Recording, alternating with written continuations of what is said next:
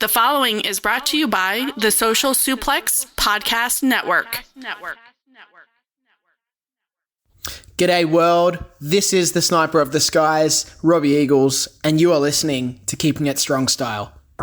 Yo, this is Rich Latta from One Nation Radio. This is brought to you by the Social Suplex Podcast Network. We present to you the Ace of Podcasts, Keeping It Strong Style. Let's go. It's the Ace of Podcasts, Keeping It Strong Style. Covering New Japan, they ready to hold it down. Jeremy Donovan and the young boy Josh. Come and hit a job out in Barrio the Frogs. From the Tokyo Dome over to the G1. Social Suplex is the network where we can get it done. I'ma chill and let them have it, cause this is just an intro. Keeping the strong style, 6 stars from the get-go, boy. Yeah, from Tampa Bay to the Tokyo Dome, this is Keeping It Strong Style with your hosts, Jeremy Donovan and the young boy Joshua Smith. And thank you for listening. Welcome to Keeping It Strong Style, the Ace of Podcast on the Social Suplex Podcast Network. Jeremy Donovan here with the young boy Josh Smith. On today's show, we'll review New Japan Soul Nights 4 and 5, preview Forbidden Door, and cover all its news in the world of New Japan Pro Wrestling. Please support our show by subscribing and following the Social Suplex Podcast Network or Keeping a Strong Style on the podcast app of your choice and leaving a rating and review. You also get all the network's podcasts over at socialsuplex.com. Check out our Pro Wrestling Tees store, prowrestlingtees.com/social suplex. That's where you can get your official Keeping It Strong Style t-shirt. If you enjoy this podcast, please consider making a one-time or monthly donation by visiting socialsuplex.com/donate and click on the donate button under the Keeping It Strong Style logo. We are streaming live right now on patreon.com/KI Strong Style for IWGP tier subscribers. If you want access to the weekly live stream, ad-free audio, and bonus content, subscribe at patreon.com/KI Strong Style. And this is a great week. If you're IWGP, you got to watch, 10 minutes of us blundering around here with technical difficulties, audio issues. I'm displaced right now, not in my studio. We don't have the backdrops up. This is prime content right here. Well, I mean, here's the thing. I jumped on the chat a little bit early, but not with a lot of time to spare. And I just wanted to make sure I was in the studio, and then I was gonna run and throw up my backdrop. And then I saw Jeremy, and there's boxes in the background. This man looks like you say he's displaced. So I was like, what's going on? And he told me the deal. Basically, he's not in his studio. So I was like, fuck it. If you're not going to put up your backdrop, I'm not putting up my backdrop. Yeah. So, it'll make cleanup a little bit easier for me tonight. So that's always nice. But yeah, guys, it's 7:14. The show usually starts at 7. We're about 14 minutes behind. I don't know what was going on. Rambo and Slam Pig is in the studio with us. He's been watching the chaos all go down. And the funny thing is, the way that my rig is set up is I can see the comments that come into StreamYard from the YouTube channel, but because I'm not subscribed personally, I can't see who's in there. Jeremy can, because he's kind of the mastermind behind everything. But because I couldn't hear Jeremy, I couldn't even ask him yo, are we live? Is there people watching? So I didn't even know if there was anyone to apologize to, or to give a brief word and be we have some technical difficulties. I didn't even know what to do, because I'm just waiting. Jeremy runs everything. I'm just sitting here with a fucking smirk on my face, looking like a jabron. Well, we're here. We're live now. Audio's working. Stream is working. Stream might be a little bit bumpy too, because again, I'm not in my office. I'm not hardwired in. So we're going to trust the good old Fios Wi-Fi. I got the Amazon Eero running as well. So hopefully the stream will stay nice and smooth throughout. But also another good week to subscribe. I dropped episode 3 of the Dominion Deep Dive this past weekend, covering Dominion 2011, Hiroki Goto versus Hiroshi Tanahashi.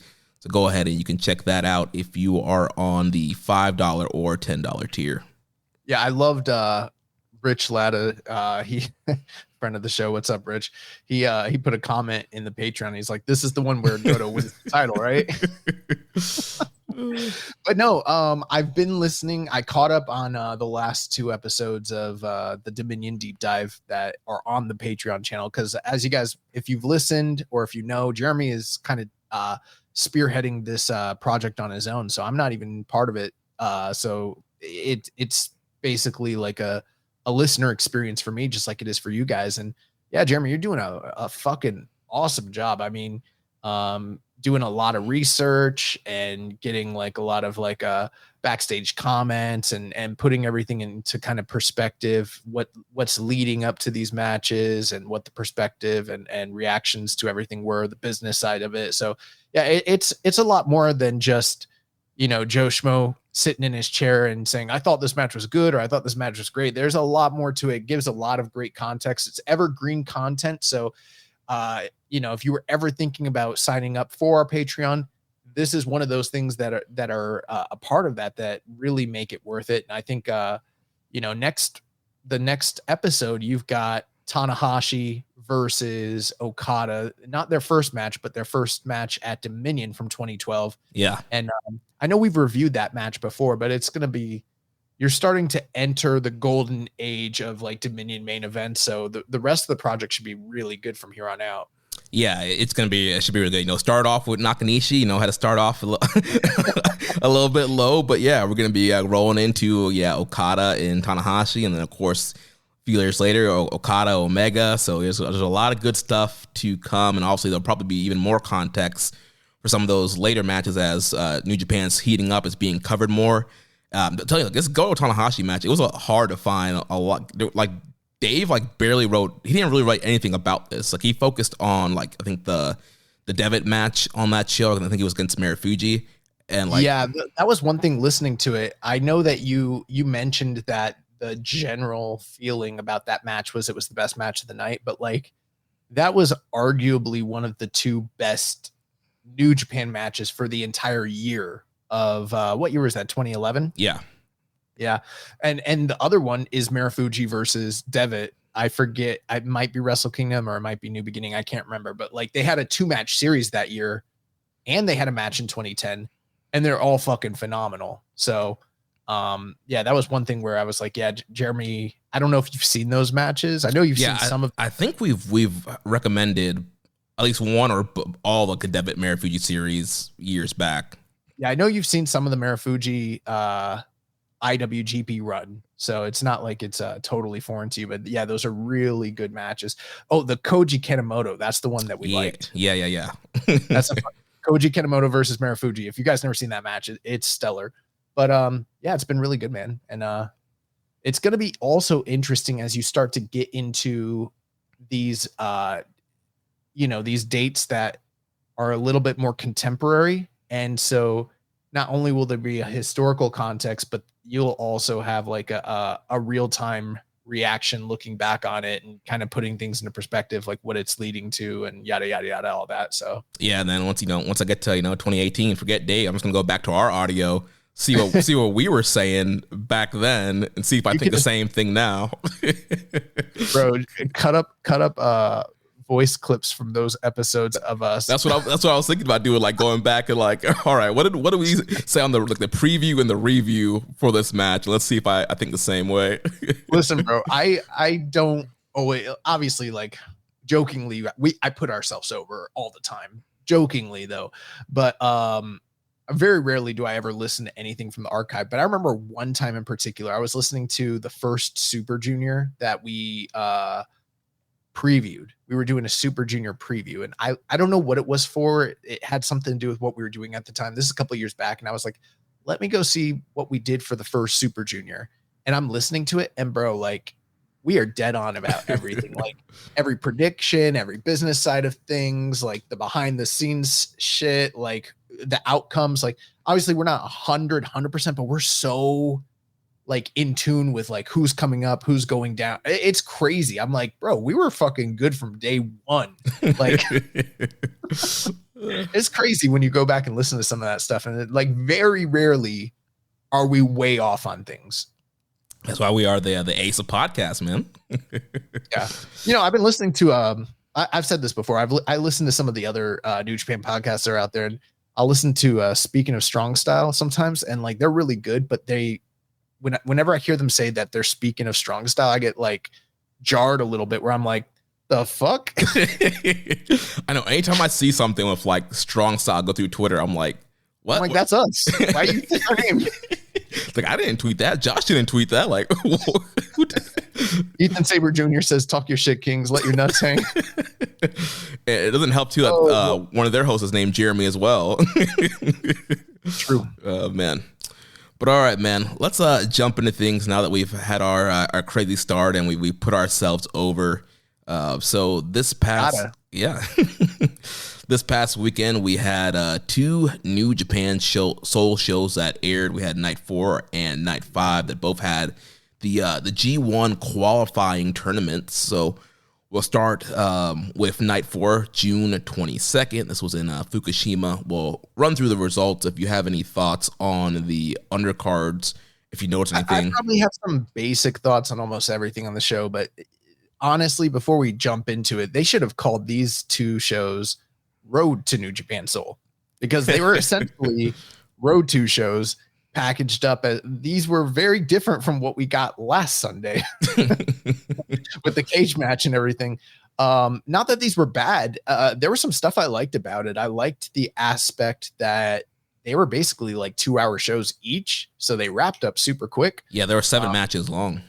That's it. Well, obviously part of the reason for that is a lot of the talent is either in Mexico, Canada, or the US, whether that's them wrestling for CMLL or AEW, or I know Kenta was wrestling in Canada. So quite a bit of the talent is already overseas. That kind of left them a little shorthanded. So these events were shorter, but it was kind of a nice reprieve. Like, not every single show has to be fucking 4 hours. And like, I was perfectly fine with like my brief little 2-hour New Japan. If it's going to be a Road to, it might as well be short. Get to the point, get to the in, shit. Let's get out, bell ring, get wham, to the bam, action. thank you, ma'am, Oh, man. So let's go. We had a Japanese commentary only here. English will be on demand at some point, but we're veterans here. We're used to back in the day. Not every show was in English. We used to have to rock with Japanese commentary, so we had Japanese commentary here for these 2 shows. So first opened up, we had Daiki Nagai and Masatora Yasuda, the 2 new young lions. Surprise, surprise, they wrestled to a 10-minute time limit draw. Another very good outing from these guys. They've had several other draws that were not aired that also occurred on this tour. The one thing that I felt like I noticed here, the same way when Oiwa and Fujita first broke in and they were having like their really raw, intense, like kind of amateur style wrestling matches. And then within a short period of time, they started having more of your classic young lion style matches. I don't want to say that's exactly what's happened here, because they were clearly doing like classic pro wrestling in their first match, Nagai and Yasuda, but it was a little bit higher level. I felt like here they kind of took stuff back down to the basics just a little bit, which is probably what they're being told to do in the back, but still very good. The guys are somewhat green, but like, I feel like they're, I'm repeating points we made last week, but I think that it just in terms of like placement, timing, footwork, strength, look, appeal, understanding psychology, facial, everything. I think they're much further ahead than Murashima and Shomakato and all those guys.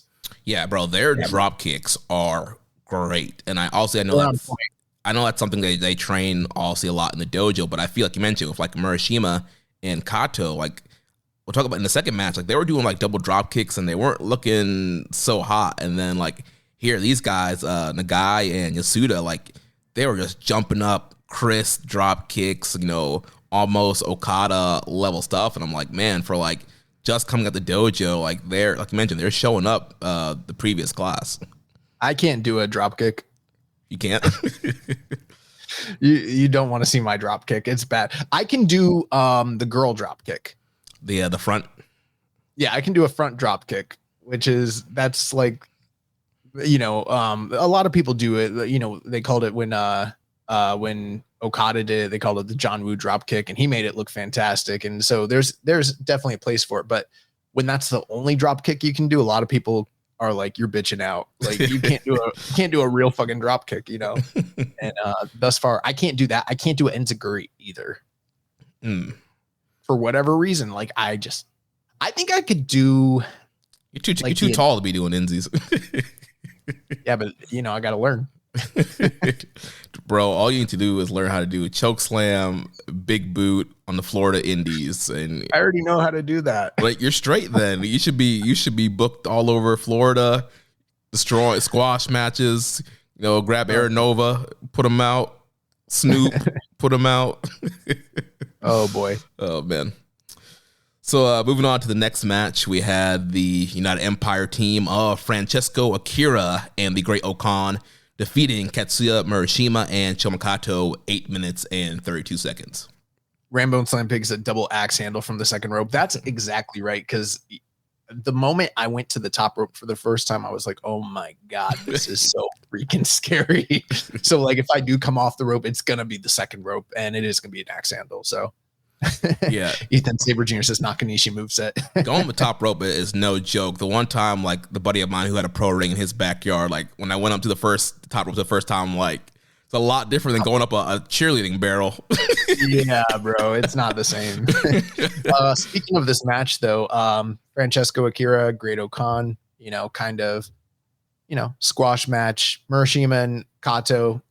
Good outing for them. They were arguing over which one of them would get to go out first and face Great Okan. So not a great cohesiveness to those two guys. Definitely letting their rivalry shine through. But Francesco Akira picked up the win with the cannonball double knees, whatever he calls that. Yeah, the fireball. Fireball.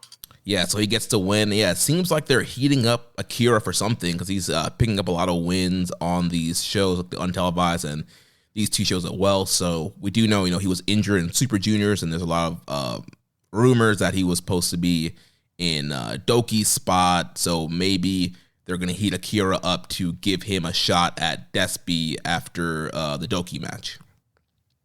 Yeah, certainly. I noticed that too, but Super Junior season is over, so it'll be interesting to see what that potentially might be leading to. Yeah.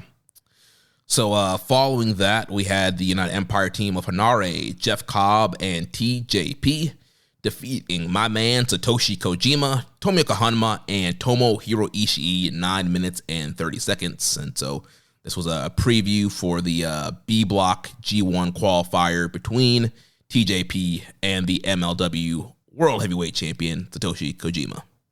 Yeah, Kojima and TJP obviously had a play-in match against one another the next following night.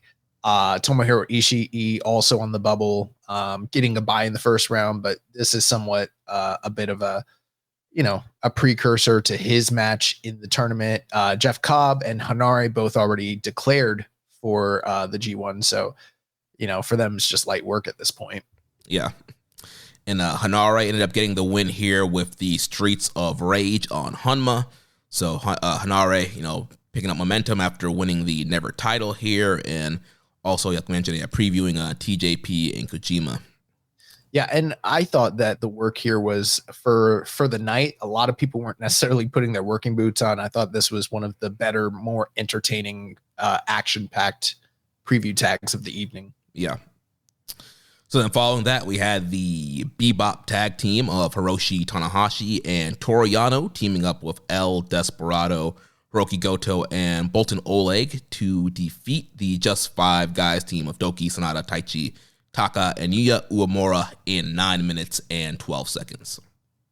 Yeah, and again, a lot of what's going on with these preview matches on this tour, you're kind of seeing the dichotomy between those heavyweights that have already qualified for the G1. And so this is sort of just like getting reps in for them. And then those guys who are in that play-in tournament kind of interacting with those same folks. And you don't know if potentially their interactions are going to lead to something later on where they might be in the same block and face off, or, if it's not leading to anything. So kind of interesting there. The one thing with Tanahashi, Yano, and Oleg Boltin, as we've discussed during our previews, all three of those guys are in the same side of the play-in tournament, and they are all the current reigning Never Six-Man Openweight Tag Team champions together. So kind of a little bit of, competitiveness, I would say, between those guys, because only one of those three guys can progress through the block to make it to the, to be the B block qualifier. So a little bit of that was at play here too. Yeah. And Boltin Oleg picks up the win here with that forward barrel roll. I think he called it kamikaze. So he picked up the win over Taka Michinoku, which kind of still, I think it's kind of a big deal. I know that Taka is a junior, but again, I know there's the whole debate on whether or not he's graduated. This man is still coming out to the Young Lion March. He's still running to the ring. He's still wearing all black. I don't care. In my book, he is not graduated. He's still a Young Lion, and he pinned an established roster member here, even as a junior heavyweight. So I think that's still a big deal here for Boltin Oleg. I somewhat agree. I see what you're saying. I don't know if I necessarily think in and of itself, like him beating Taka is explicitly a big deal, but when I juxtapose that to when Hanare was in a similar position, right? Hanare in his like first year of like quote unquote graduation, when he was Toa Hanare, was it feasible that he could beat like a Taka Michinoku? Like, yes, he could, but how much regularity was there of him being the victor in his multi-man tag matches? It wasn't that regular. So I don't think it's necessarily the fact that Oleg Boltin beat Taka that in and of itself makes it special. I think it's the regularity that they're pushing him to be the guy that's picking up the pinfalls. That's more meaningful, because not everybody that's been in similar situations gets that kind of push. Yeah, that's definitely true. Yeah, remember though, he had those Toa Hanare days where, yeah, he had a gimmick. He got out the black trunks, he had music, and he was still struggling to win matches. So yeah, they're definitely doing something here with Boltin. It's going to be interesting to see what's next for him. So then following that match, we had the first qualifier of the night from the A block side of the tournament, and we had the Prince of Pace, Callum Newman, defeating the Tokyo Pimp Yujiro Takahashi in 12 minutes and 12 seconds. I know this is going to sound a little bit haterish, but is it haterish to say that 12 minutes was too much time for this match? You put some respect to one half of No Limit. I actually, I'm not going to bury this under the earth. I've seen a lot of negative reception to this, and I probably rightfully so. It wasn't necessarily the most enthralling or entertaining match that could have occurred, but in terms of like the story that was told between Yujiro and then Callum Newman, where their placement is, I felt like the story kind of did make sense. Like Yujiro definitely was utilizing every underhanded trick that he knew. It wasn't quite House of Torture shenanigan level. Like, I wouldn't call it that, but like him taking it's Callum like Newman, normal Bullet Club, like, yeah, taking him to the outside, using, every trick that he knows out there. Later on with the ref bump, and then getting the pimp cane and trying to utilize that. And then he's utilizing a low blow. So he's getting a lot of heat on Callum Newman selling a lot for him. So we did see some of the athleticism that Callum Newman is known for, but it was much less than what you would sort of expect in a situation like this. It wasn't necessarily a match where I'd say, spoiler alert, Callum Newman wins. I don't know if at the end of this match, I thought to myself, like, okay, they gave him enough to make him look credible if he were to be the one that goes through from this side of the play-ins. I don't know if it was that, but it did show that like he had enough perseverance to get past like a KG veteran. If you're, listening to this show and looking for recommendations, I would say skip this one. It's probably Ethan Saber Jr. He actually had a comment, was on the screen here. It says, between the 4 single matches so far, I thought it was the weakest by a long shot. And I would concur with that. I would pretty much agree. I am kind of trying to look for the positives that are there, and I do see some, but the main positive, Yujiro is not going to be in the G1. So Yes, great win here by Callum Newman. You know, he had a great Tiger suplex for a near fall towards the end. Then he hits the Oz Cutter 1-2-3, puts Yujiro away. And so first great booking move of the weekend here. The Prince of Pace booting Yujiro's hopes of the G1 out. And so that's one step in the right direction there. Let's one less bad worker to have to worry about in the G1 this year. Yeah, in the words of oh my God, what's his name? In the words of New Jack, keep it up, baby. One less to worry about. One less we gotta worry about. Rainbow says Callum Newman deserves a medal for sending Yujiro home. Yeah, and I'm not completely personally sold on the idea that Callum Newman is gonna get through. So, and maybe he will, but it's going to play out one of two ways is how I see it. If he is the guy that goes through, he will probably be one of the perennial losers in the block, and it will be a learning experience for him. But him coming in with these wins kind of helps soften that blow a bit. Or if you look at it the opposite way, where he goes deep in this plan but doesn't quite qualify for the G1, he'll have wins under his belt along the way, and that also goes a bit, that does a good deal of helping bolster his resume just a bit, even if he isn't a guy that qualifies. So all in all, it's very good, but the match itself wasn't great. The one positive, though, I do want to point out, some really great near falls down the stretch, especially when Yujiro hit him with the low blow and then the pimp juice, and that was like a super believable. Like, I thought he won. So did I. That's typical. Yeah, Yujiro's actually gonna win. He's gonna low blow pimp juice. I think he did that to Ibushi in the 2020 G1. I think he hit him with the big juice. Yeah. I'm not a moves name guy, but that's where he debuted the big juice. Is that the name of the move? Yeah. Or the huge. I can't remember. Big juice is the elevated DDT thing that he did to Ibushi. Yeah. Rambone Slam Pick says he's got Newman and Taichi, so those are his picks. So write that down. So Callum Newman advances here. We did have a question from the Discord daddy, MJ Does PR. It says all-time fave Yujiro G1 match. It's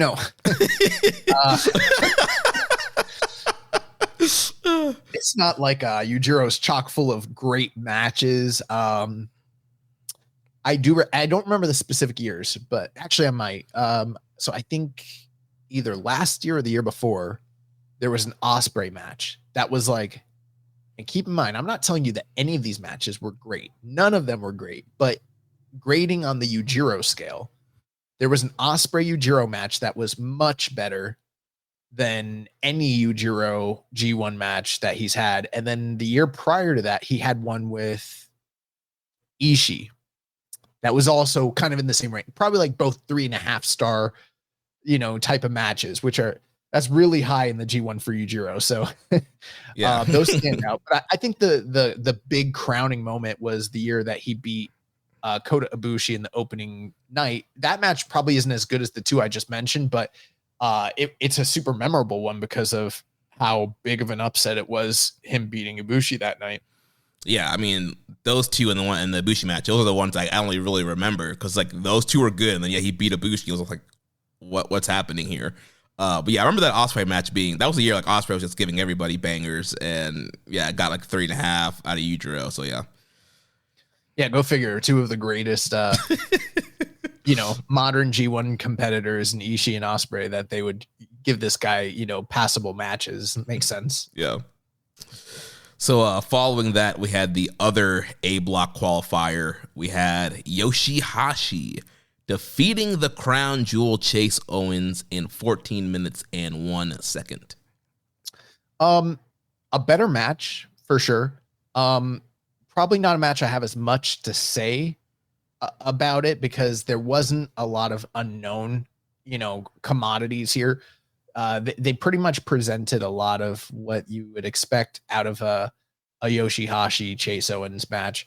One thing I was sort of hoping would occur here is that like the guys who are on the bubble who are losing and not getting into the tournament would be motivated to make the play-in mean something, and also kind of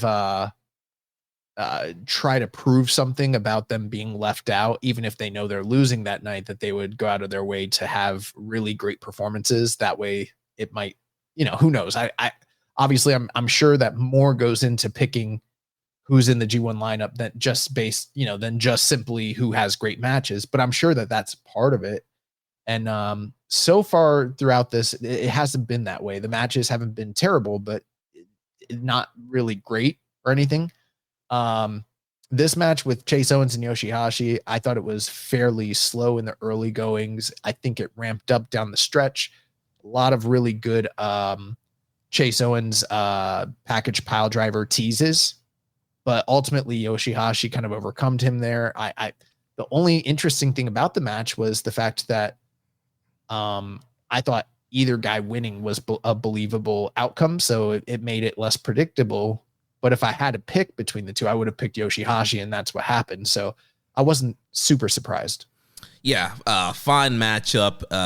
I feel like Yoshihashi always had his working boots on. He came out, did a Canadian Destroyer for a great near fall. That's true. Yes, that man was like, I don't care if it's a empty house or if it's a Road 2 or New Japan Soul. I'm gonna show out here. So yeah, big Canadian Destroyer for a near fall towards the end, and then hits the Karma, which we don't really see Karma nowadays because usually he's in a tag match and they're hitting the Shoto.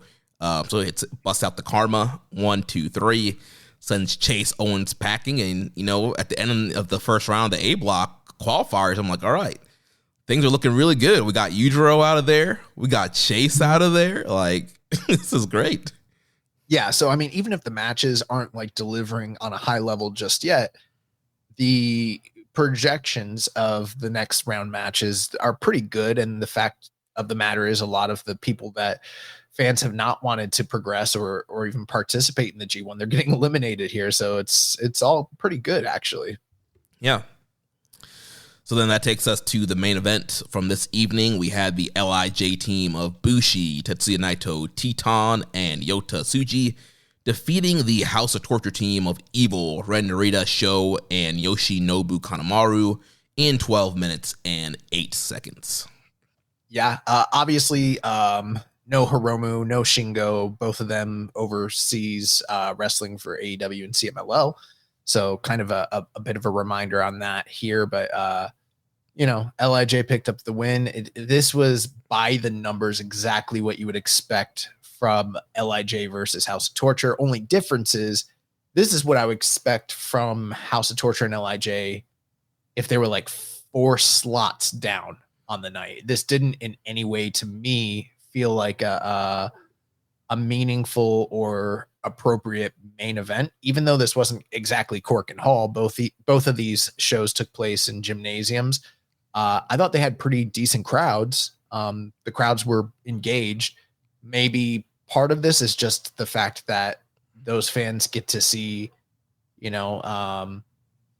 Naito and LIJ and how popular they are. And if you believe the grifters, they'll also tell you how over House of Torture is in Japan as well. So maybe they were just enamored with the star presence of these two groups, but the matches themselves weren't anything to speak of on either night. They were just kind of there. It was something to kind of showcase Naito, I think, more so than anything, give him wins and have him send the fans home happy. And that's pretty much it. Yeah, that's exactly what happened here. Naito hit the Destino on Kanemaru to get the win for LIJ. So like you mentioned, LIJ gets the win, closing match promo. I think it was also Naito's birthday, this day. And so he did like a big closing match promo thing. Also, we didn't have English commentary to tell us. So it was his birthday over the weekend, now that you mention it. So that is the case, yeah. Yeah, and also he has Jon Moxley coming up this coming Sunday for Forbidden Door. So like you mentioned, giving him wins, building him up for that big title match this coming Sunday. So then that takes us to New Japan Soul Night 5. This was Sunday, June 23rd. And the show opened up. We had the Just 5 Guys team of Doki and Yuya Uemura, and they defeated El Desperado and Shoma Kato in 9 minutes and 45 seconds. Yeah, one thing I overlooked on the review from the night prior, so that match with the Bebop tag team and Oleg Bolton and all those guys, Desperado teamed with them and was opposite Just Five Guys. So there was also a little bit of a build between Doki and Desperado, as Doki was the guy that was set up as the challenger at the end of the last major Soul show after Desperado won the cage match. So this match here, again, preview tag setting up that match between Doki and Desperado. And we did have Sho Makato, the young lion, teaming up with Desperado. That it was a losing effort, but I felt like this was a pretty spirited effort. The one thing I have noticed with Sho Makato, even if I'm a little bit critical of the progression of him and Murashima, I have noticed that when you put him in there with more seasoned veterans, he seems to be, number one, motivated, and number two, able to take direction and kind of bounce off of what they're giving him. Of course, maybe that's not always the best thing. We've criticized guys for making that their MO all their career. Hello, Sonata. But only wrestling up to a certain level. But Sho Makato, I think, makes a good case for himself when he's in there with guys that can go, and that's kind of what I saw here, honestly. Yeah, I thought he was fine here in this matchup, and like you mentioned, I think he probably takes direction a little bit better from a veteran than he does from whether calling a match or doing a match with somebody on his level. But yeah, the match was fine. Uemura hits the deadbolt suplex of a bridge on him to get the win, and of course, the main focus really, like you mentioned, building up for the upcoming junior title match on July 3rd at the conclusion of this tour between El Desperado and Doki. So they got in there, a little preview there, and had a little face-off towards the end of the match. So that should be some good stuff when we get to the July 3rd.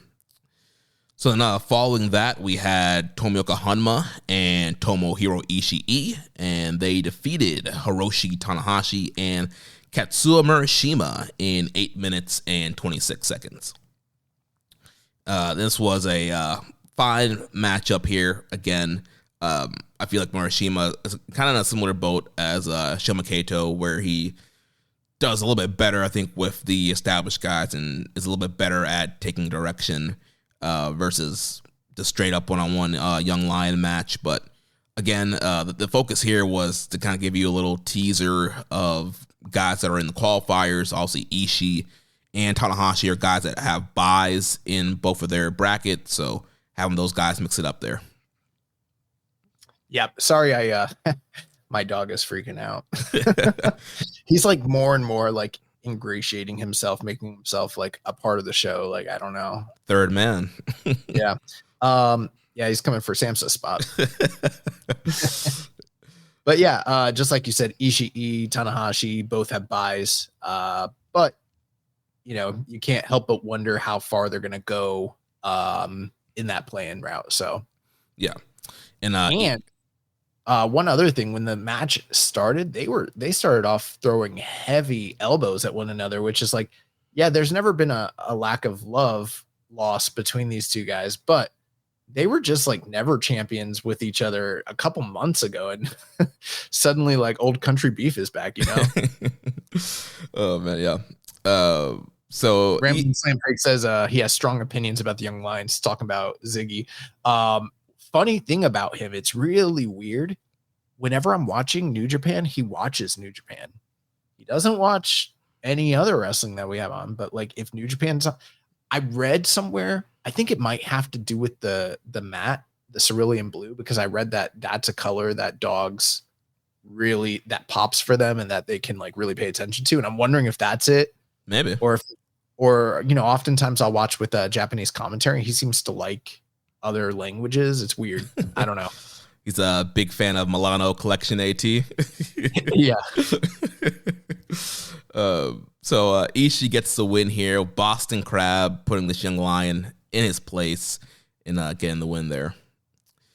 So following that, we had the United Empire team, Francesco Akira, Great Okan, and Jeff Cobb defeating the Just Five Guys trio of Sonata, Taichi, and Taka Michinoku in 9 minutes and 35 seconds. Yeah, I don't have much to add there. Cobb and Okan, obviously they're in the G1 as well as um uh Sonata, but Taichi, one of the playing guys. And so again, have to kind of wonder if he is going to be one of those guys that gets through, if he's going to be in the block with guys like I believe it'd be the B block. So if him and Jeff Koppel face off, in the future or not. Yeah. And again, here, Akira picks up the win, fireballs on Taka. And so, as we mentioned in the previous match, clearly it seems like they're building Akira up for something, even though, G1 Tour juniors are usually gone. I mean, there will be some undercard stuff on single block night, so maybe he'll be on those tours picking up wins. But it definitely seems like he's going to be probably primed and ready post G1 to maybe challenge Desperado in the fall. And, maybe that's it. Not denying that whatsoever, but like I also think back, like how many times did we see Tangaloa just eat all the pinfall victories in undercard tag matches because they didn't have anything for him at the time. Just want to like kind of keep him strong. So who knows? Maybe it's something like that for now, Yeah.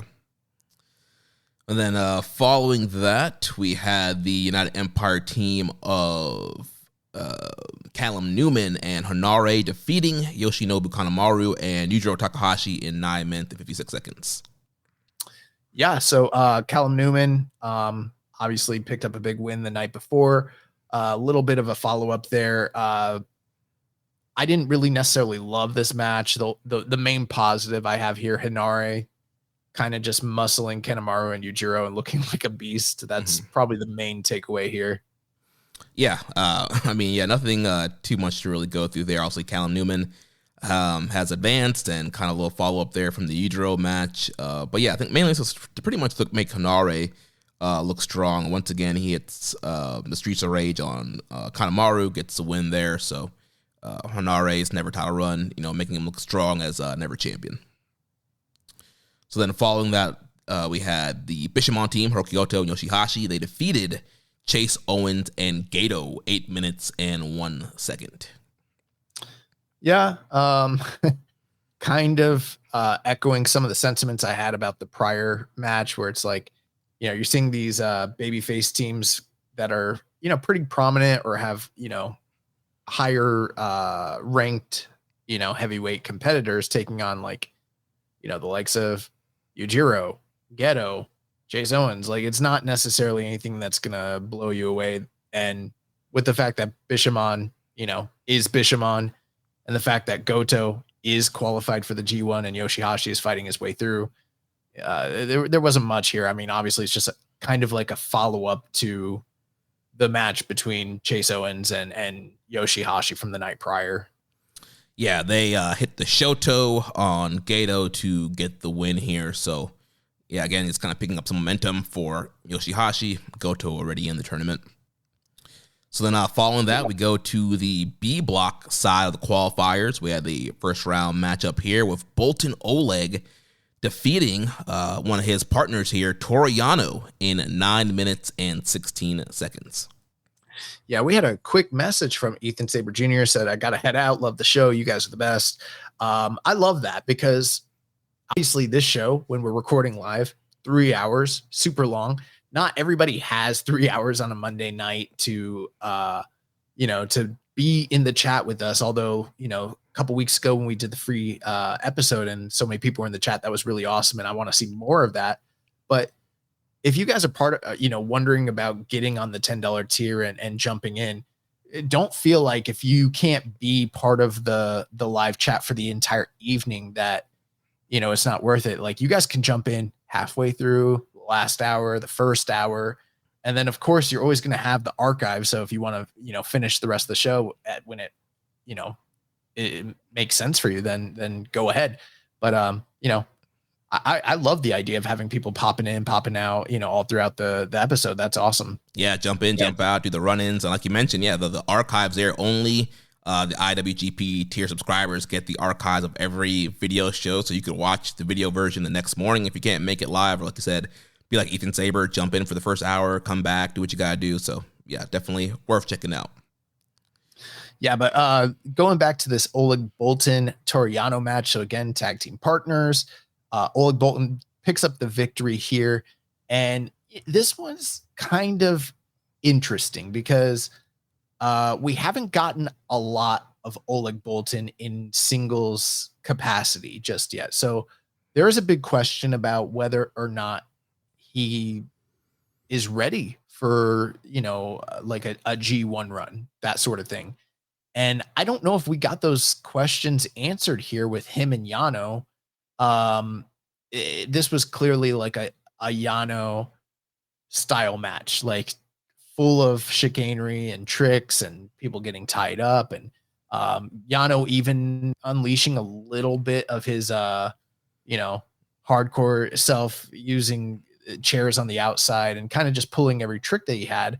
And for Oleg Boltin, it was it's definitely a change of pace. It's a different style of match than what he's had to do previously in New Japan up to this point. So in a certain sense, it is a good test, but he also is just kind of being guided through the entirety of the match by, Yano wrestling his style of match, which isn't necessarily something that requires a lot of, it does require some creativity and good facials and being able to play up to the crowd, but we're not getting to see like if he has, the gas tank and the move set and the ability to have, long matches in the G1 night after night. So some of those types of questions weren't really answered here.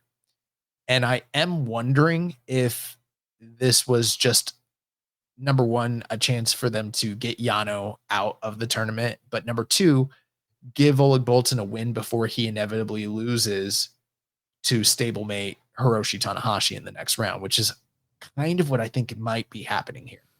Yeah, I think so.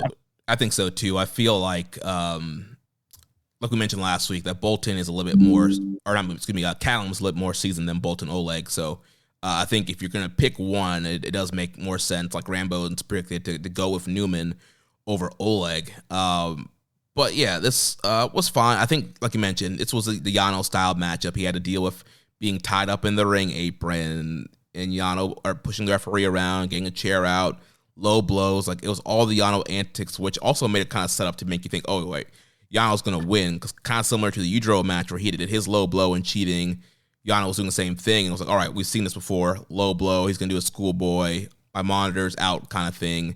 And right, he's going to roll Boltin up. But then Boltin was able to catch him with a really tight inside cradle towards the end there and get the quote-unquote upset victory.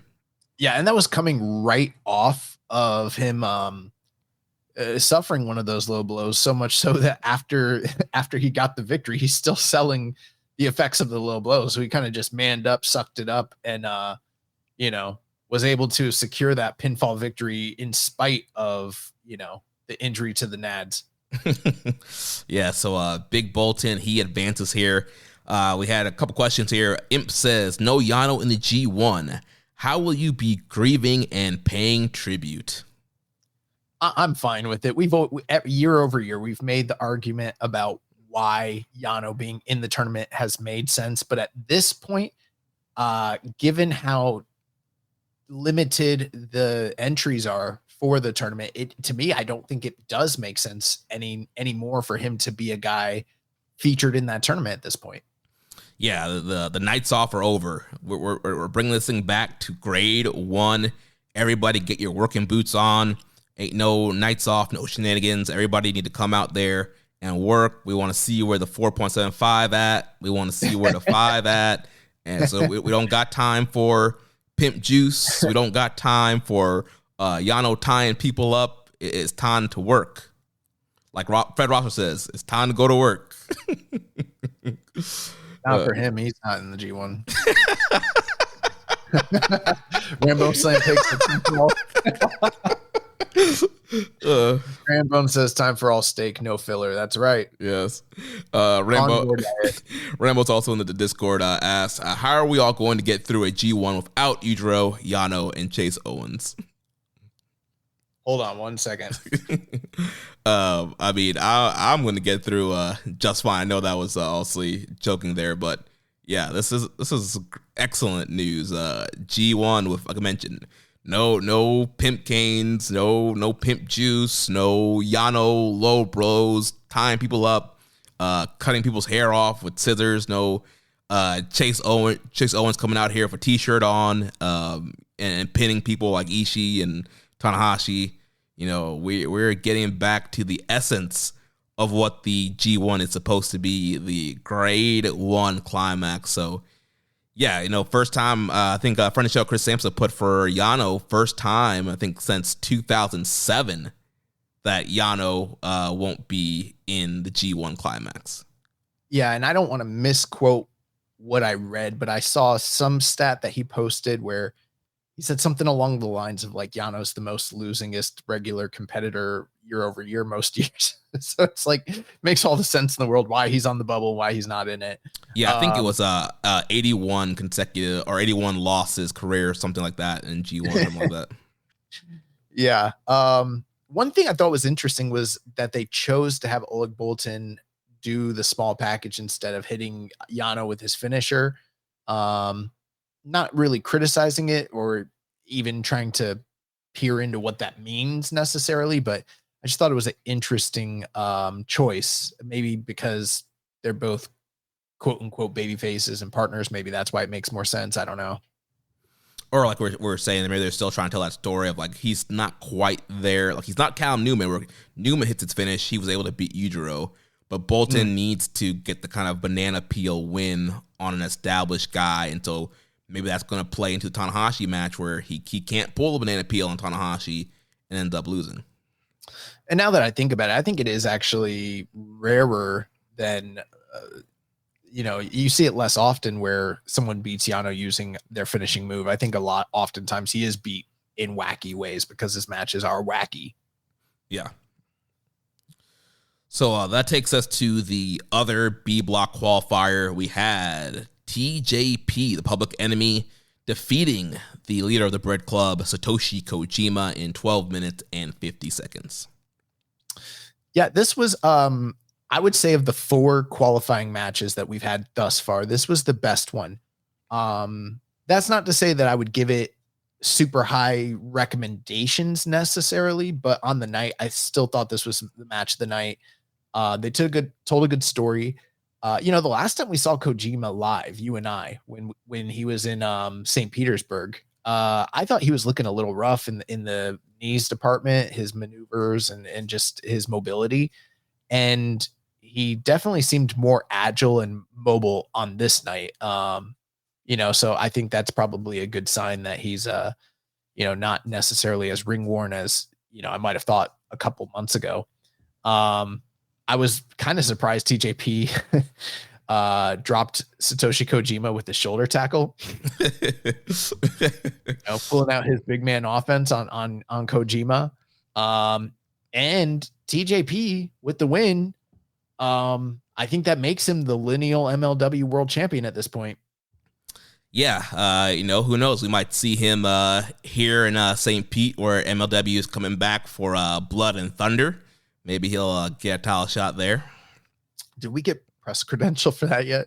Yeah, hit up our boy Sean. He's getting everything squared away for us, so we should be. Did he remember us? Yeah. So nice. It's a good little catch up with him, and so yeah, I think we're set for ML Dub. Kenta will be there. Filthy Tom Lawler, Mystico. So we got some interesting names that'll be on that show. Former New Japan World Television Champion Matt Riddle. Yeah, the number 1 contender for the title. He's probably gonna, to my, he's probably gonna beat Kojima. Yeah, that's gonna suck. We shouldn't even go to that show. Anyway, but yeah, what did you think of this match? Yeah, I thought it was a good match. It was probably the best out of all these qualifiers, and also you have the 2 more established guys. Like you mentioned, Kojima's been working through a knee injury, and also he's been very active this year, going between the States and Japan, working a lot of MLW this year. And but yeah, thought it was good. Interesting, TJP working over the arms here to try to avoid the lariat. Great near fall towards the end where Kojima hit him with the left lariat, not the right lariat. So TJP was able to kick out. But overall, really good matchup here. And the finish, we had TJP ended up rolling up Kojima towards the end there, kind of caught him off guard and got the victory. Yeah. And, that sets up the next round. We've got TJP going face to face with a man that he has a little bit of recent history with in Taichi, going back to that Just Five Guys and United Empire gauntlet match final where TJP was victorious over Taichi. So a bit of a rematch per se. But this, it makes sense to me why TJP beat him. I am a little surprised Kojima's reigning LLW champions losing to juniors, but it makes sense for, what it is. We did have some questions here. Death Triangle 720 says, do you think that they will keep this format for the G1 with qualifiers? Not sure. I'm sure they're going to have to analyze the business. I do feel like for this tour, like we mentioned, this used to be Kazuna Road, rebranding it to New Japan Soul, which is the name of an old tour back in the day, but kind of changing it up and adding some stakes to this tour, because normally the tour before G1, we're not getting a whole lot, especially adding Forbidden Door in the mix now. Like usually this time period is kind of a lull until G1 starts mid-July. And so I think that this is a good, change up to have these qualifiers, add some sizzle to these tours, even on a smaller shows like these that were more, like you mentioned, more road to level. At least there's still 2 singles matches that had stakes. So if I were them, I think that I would continue to do something like this going forward. I like it. I don't know if necessarily they'll continue to do it, but I think it would be wise of them to continue the, I think it adds prestige to the G1. Some of that is going to depend on the carry through of, what does it mean for those guys that qualify? Does that equate to them just being like bottom of the rung competitors in the G1 because they had to go through a bottom of the rung tournament to get in? Or is it sort of like it's not quite the same, but how many times have we seen wild card teams in the NFL win the Super Bowl or go to a finals? Like it happens. And maybe, somebody that gets qualified here might have a good run through the tournament, and that thus establishing it as something that's worthwhile. I could see though how you might have certain individuals who are on the tour and, maybe you don't hear about it too much, guys not wanting to do jobs or anything like that. And I'm not implying that's the case, but I could see how it might get frustrating if you're like Chase Owens, let's say, and you're like, I'm not going to be in the G1 anymore. I'm just going to be the guy that loses in the playing round on the Kazuna Road Tour. Like, okay. So I could see how maybe the boys might not necessarily love this format, but a payday's a payday. There's a job to do. Someone's got to do it. And I think it adds a little bit of realism, to the booking. And, when kind of throwing this out there, when AEW had first brought in their ranking system, and obviously they still have it again, but they don't it's not real. Yeah, they don't care. It's gone again. Part of the benefit of that was that it kept the booker honest and made them tell cohesive stories that made sense. I like the idea of this play-in because as time goes on, there might be added emphasis to guys' individual records throughout the year and their accomplishments to kind of determine, are they going to get in the G1 or are they going to be a play-in guy? And that could be an overarching story that just kind of is understood and is occurring all the time. And I think that that's a good way to go about things. And so having this play-in tournament kind of gives a construct for Ghetto or whoever the booking committee is to be like, okay, we've told the story. This guy's on a losing streak all year. Like let's say take a favorite, right? Who let's just throwing this out there. You take a Shingo, guy who everyone loves, everyone knows is really, really good. And then you have him go on a losing streak story and you plan to crescendo it in the G1. But to get into the G1, he's going to be in next year's play-in tournament because he has not done enough throughout the year. Similar to the Sonata story that they told. Remember when Sonata was on his losing streak and he needed a change? You can facilitate that by having this play-in tournament next year. This is the groundwork for it. And then who knows, next year you take a guy that needs, a new coat of paint or something, and this tournament could be that turnaround for them. And I think that's a good way to do things. Yeah, I think it'd be a tool to make every match matter throughout the year. It's like every win and loss counts. Like when you get to this qualifier, it's like, yeah, it might have been a Road 2 show, but you lost to a singles match to Hanare, or on, Dontaku Night 2, you lost to Great Okan. And so like all these wins and losses will add up, and you get to that qualifier and it's like, yeah, it's Shingo. He's one of the best in-ring workers, top star, guy you'd want in, but he lost his last 5 singles matches, so he needs to qualify.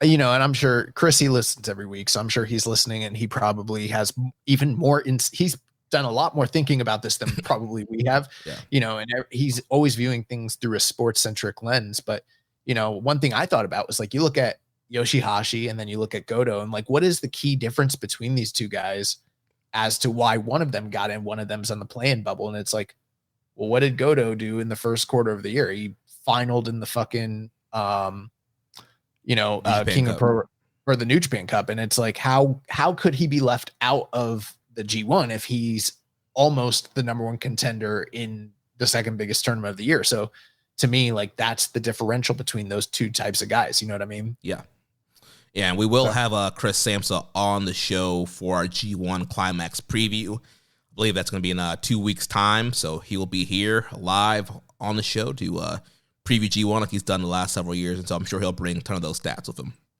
We had another question. Rambo and Slam Pig says, was the play-in tournament for the last 2 spots in the G1 this year the best change to the G1 format outside of when they went to the 2 blocks of 10 format originally?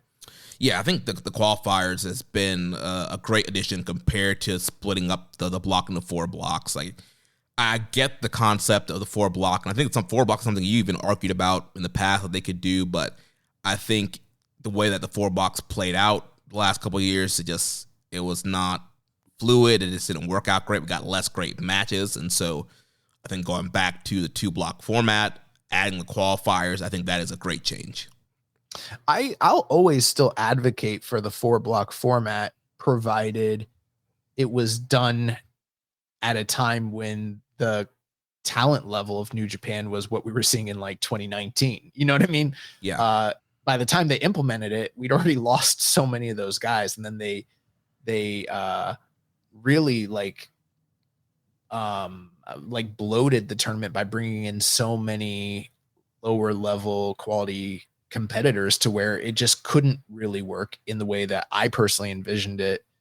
I still think the benefits are there if you wanted to carry it out in the right way, but it needs to be loaded with, the type of guys that can like really carry that sort of format. Yeah. Well, that's going to take us to the main event of this show. Once again, we had Los Ingobernables de Japón, Bushi, Tetsuya Naito, Titan, and Yota Tsuji defeating the House of Torture team of Dick Togo, Evil, Ren Narita, and Sho in 11 minutes and 31 seconds. Yeah, I don't really have much more to say here. Take what I said the first night and just run that back here, because it was pretty much the same thing. Even the format of the match was basically the same. Yeah, and once again, Naito ends up getting a win here. I believe let's see who he hit the Destino on. Yeah, so Destino and Dick Togo gets the win here. Sends the crowd home happy. Once again, yeah, we're just building up Naito for Forbidden Door. We did not get a Jon Moxley sneak attack or run-in that people thought we were going to get with him being in Japan. Yeah, that's an interesting thing, because he was in Japan this weekend for Josh Barnett's Bloodsport Bushido and main evented that event and carried out the IWGP title. Did you catch that match? No, I just saw pictures and clips of Moxley being super bloody.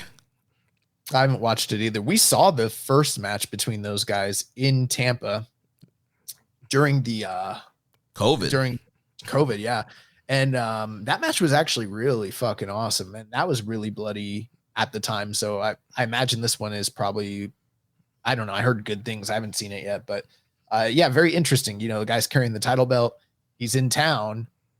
and doesn't show up on the. He's on the wearing show. the New Japan tracksuit over at Bloodsport.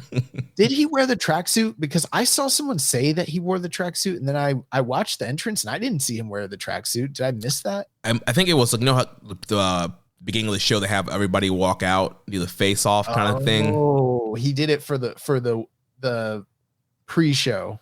Yeah, Gotcha. Yeah, because for his entrance he wasn't wearing it, and I was like, someone gave me incorrect information. I saw, and I saw people complain, bro. Some of these New Japan fans, I'm sorry, like some of you guys need to get a grip and get a life. Like, I'm sorry. Like, I know that it's you people are the same people that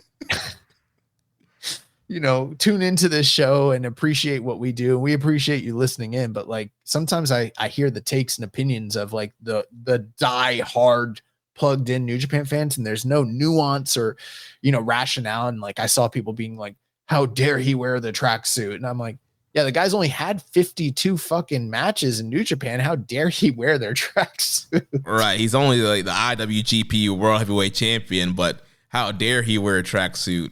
Yeah, it's dumb, dude. And so, it's like, are there qualifications?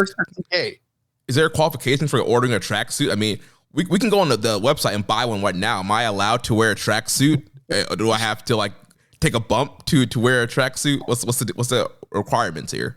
We need to find a way to get someone to send us a tracksuit is what we need to figure out.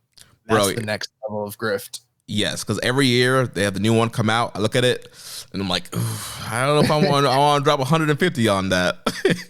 But it's one of the like, okay, if someone has a genuine complaint, and there are things to complain about Mox and his title run, by all means, that's reasonable. That's rational. But to just carry over the hate blanketed because he works for Tony Khan and, anything connected to AEW, you're just going to automatically hate. Meanwhile, the guy's putting on a banger, bleeding his fucking head out and, kissing the winged butterfly belt, right there smack dab in the middle of the ring representing New Japan. And they're like, fuck him. Like, all right, bro. Oh man. Okay. All right. So the New Japan Soul Tour will pick back up Wednesday, July 3rd in Korakuen Hall. We're gonna have Hanma, Makabe, Nagata, Desperado against Taka, Uemura, Sanada, and Doki. Teton, Hiromu, and Tsuji versus Kanemaru, Sho, and Narita. Bushi, Shingo, and Naito versus Dick Togo, Yujiro, and Evil. And then we will have qualifier matches. So B block qualifier, Tanahashi versus Bolton Oleg. And we had a question here from Discord Daddy. If he doesn't make the G1, should Bolton be sent on excursion? And where would you send him? That's a great question. I saw that and I really was trying to figure out what I would do if I was management trying to get the most out of this guy. And I'm not opposed to him going on excursion. I know that they're trying to figure out what kind of process and how they want to do all this when it comes to talent development. And I sort of thought about all the different regions. I thought about like Germany and the US and Mexico and what have you, and all these different places. And I'm like, for me, if it was me and I had the ability to send him somewhere, I would probably send him one of two places, and they could actually work in conjunction with one another. Probably just keep him in Japan, man.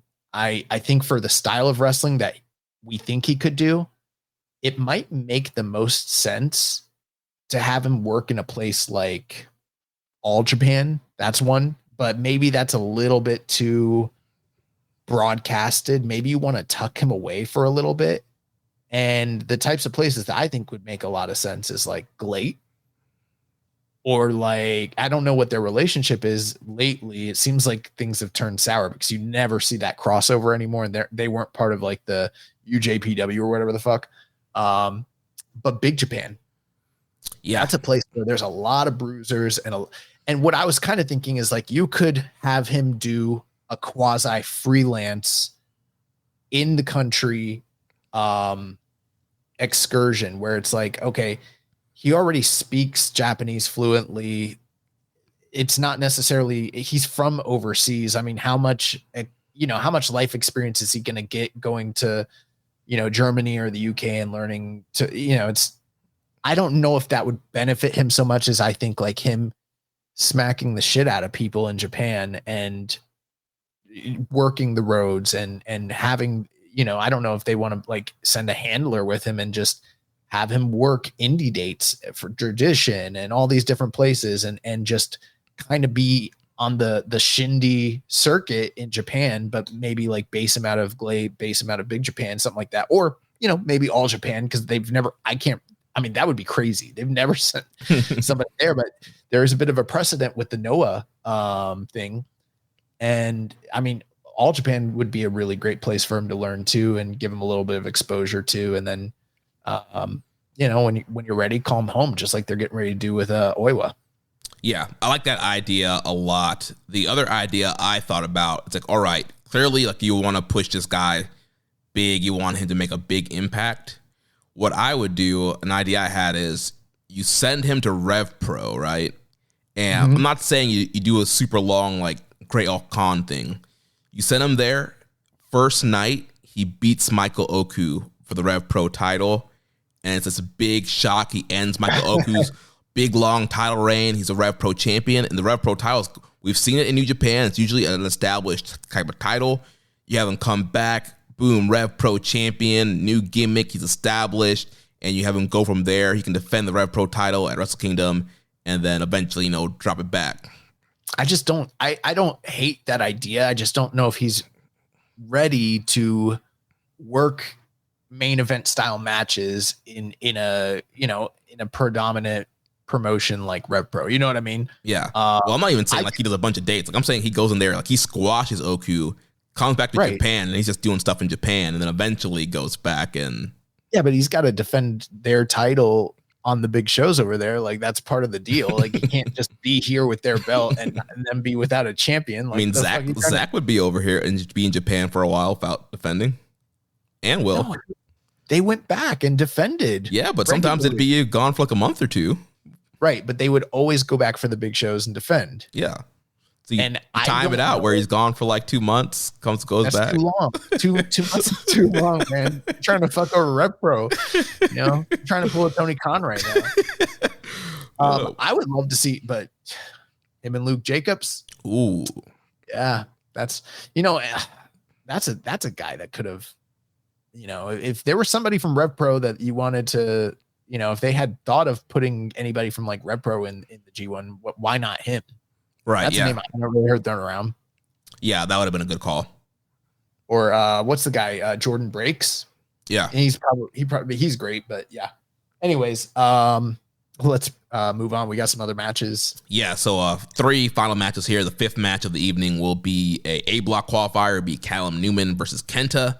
Semi-main event will be back in the B block side of things. We're going to have Taichi versus TJP. And then the main event back in the A block side of things, the Stone Pitbull Tomohiro Ishii versus Yoshihashi. Okay, so this is basically like you said, this is the semifinal. So these 8 men are going to be, from here, it's going to get down to the final 4, the last 2 matches. Mm-hmm. Okay, so essentially, the winner of Tanahashi and Oleg Boltin faces the winner of Taichi and TJP. And then the winner of Callum Newman and Kenta faces the winner of Ishii and Yoshihashi. So that's where we're at. And I don't think this is too far off from what we were sort of projecting as far as our predictions on this play-in tournament. Yeah, I think this is pretty much kind of lining up what we were saying. Yeah, this looks fun. I'm excited for it. Now that I've had some more time to kind of digest everything, I think for the B block, we're going to get Taichi beating TJP. I could be wrong on that, but I think just because TJP beat him earlier this year that they're going to, I know they don't always do 50-50, but I think with Taichi doing the looks into the camera still, I just think it makes more sense. I think we're getting him and Tanahashi for the finals. And then for the A block, I'm really torn on the A block. Because I still want to see Ishii go through so bad, but like more and more you're just hearing, if you're plugged in at all, that he's just banged up. And the reason he's in this play-in tournament is because he just can't do a G1, you know? And so is it better to get him to a final situation? Actually, you know what?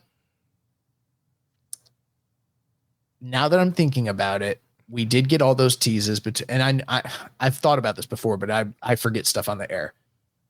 We already had that great match in December between Callum Newman and Ishii, and they were jockeying with one another earlier this past tour. So yeah, it's probably going to be Ishii beating Yoshihashi. Yoshihashi, you know, that's a crazy one. He's going to get heartbroken not getting in. And then I think Callum Newman beats Kenta somehow. That's another one. Those are two situations where I'm like, fuck, that's crazy, blowing my mind.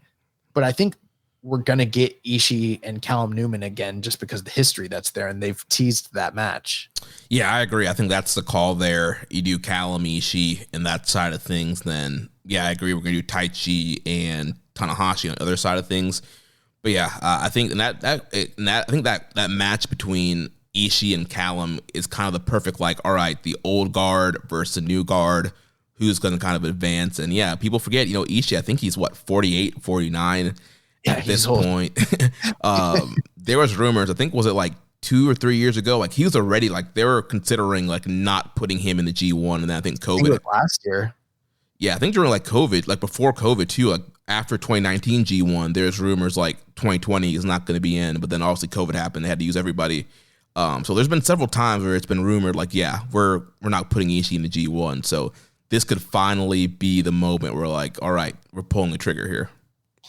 Yeah. The other thing too is Callum Newman, if he does lose to Ishii, he sort of has that mountain to climb that's in front of him, and he has a good accounting of himself in this play-in tournament, beating, two big names along the way and then just falling short against Ishii.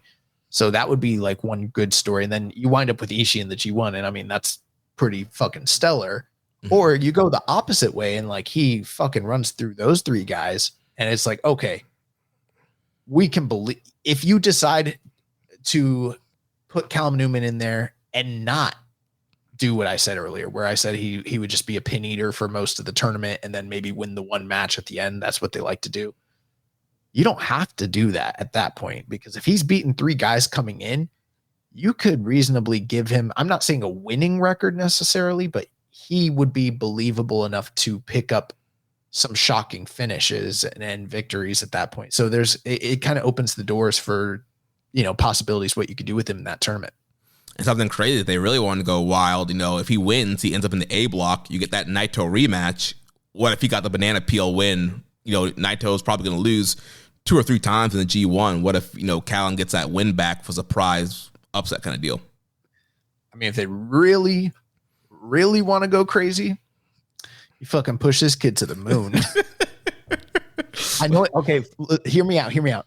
It sounds funny, but United Empire has no leader. And like, let's not kid ourselves. We can try and, say that TJP is the leader of the group, but he's clearly not. And there's nobody else in the group. And it doesn't matter. Obviously, I'm a fan of Great O'Con. I'm a fan of Jeff Cobb, but the company don't see them that way. They don't have, the way that Ospreay, and he's not the only one. There's been a few leaders now that have gone off, into the sunset. And, we didn't get that sense of closure. There wasn't a transfer of power. There wasn't an ousting of these guys. They all just kind of left. And now, like chaos is in shambles. We don't even know if there's a fucking GOD.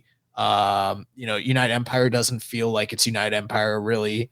And if you really wanted to solidify a guy, if you're not going to bring in, and not saying that they should have done this, but a lot of people were like, oh, Matt Riddle, they might bring him in and make him the leader and blah, blah, because he was, because he's got star potential and all that.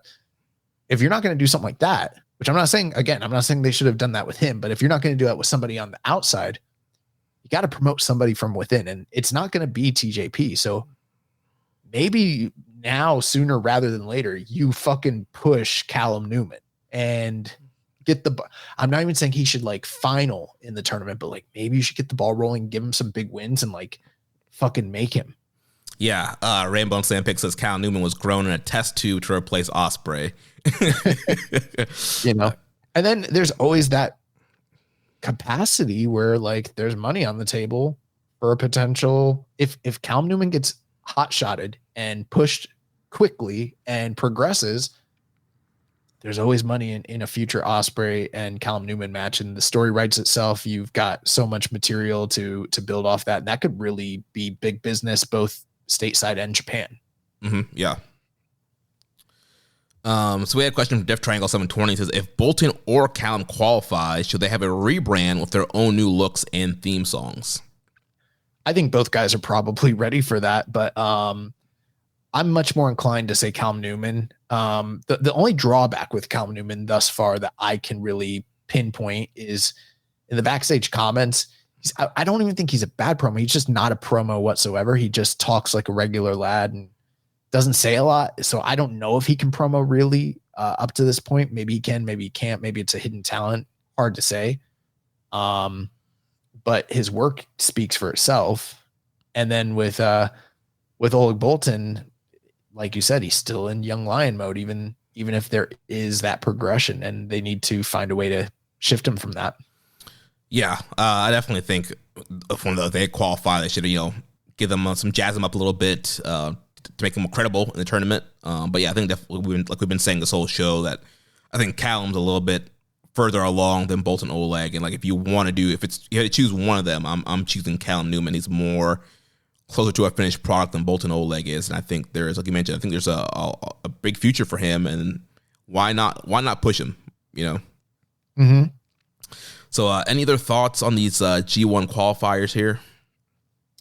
I'm looking forward to next week when what we just laid out actually happens, because we could be wrong, but it'll be nice if we said that, these four guys are going through, and they do.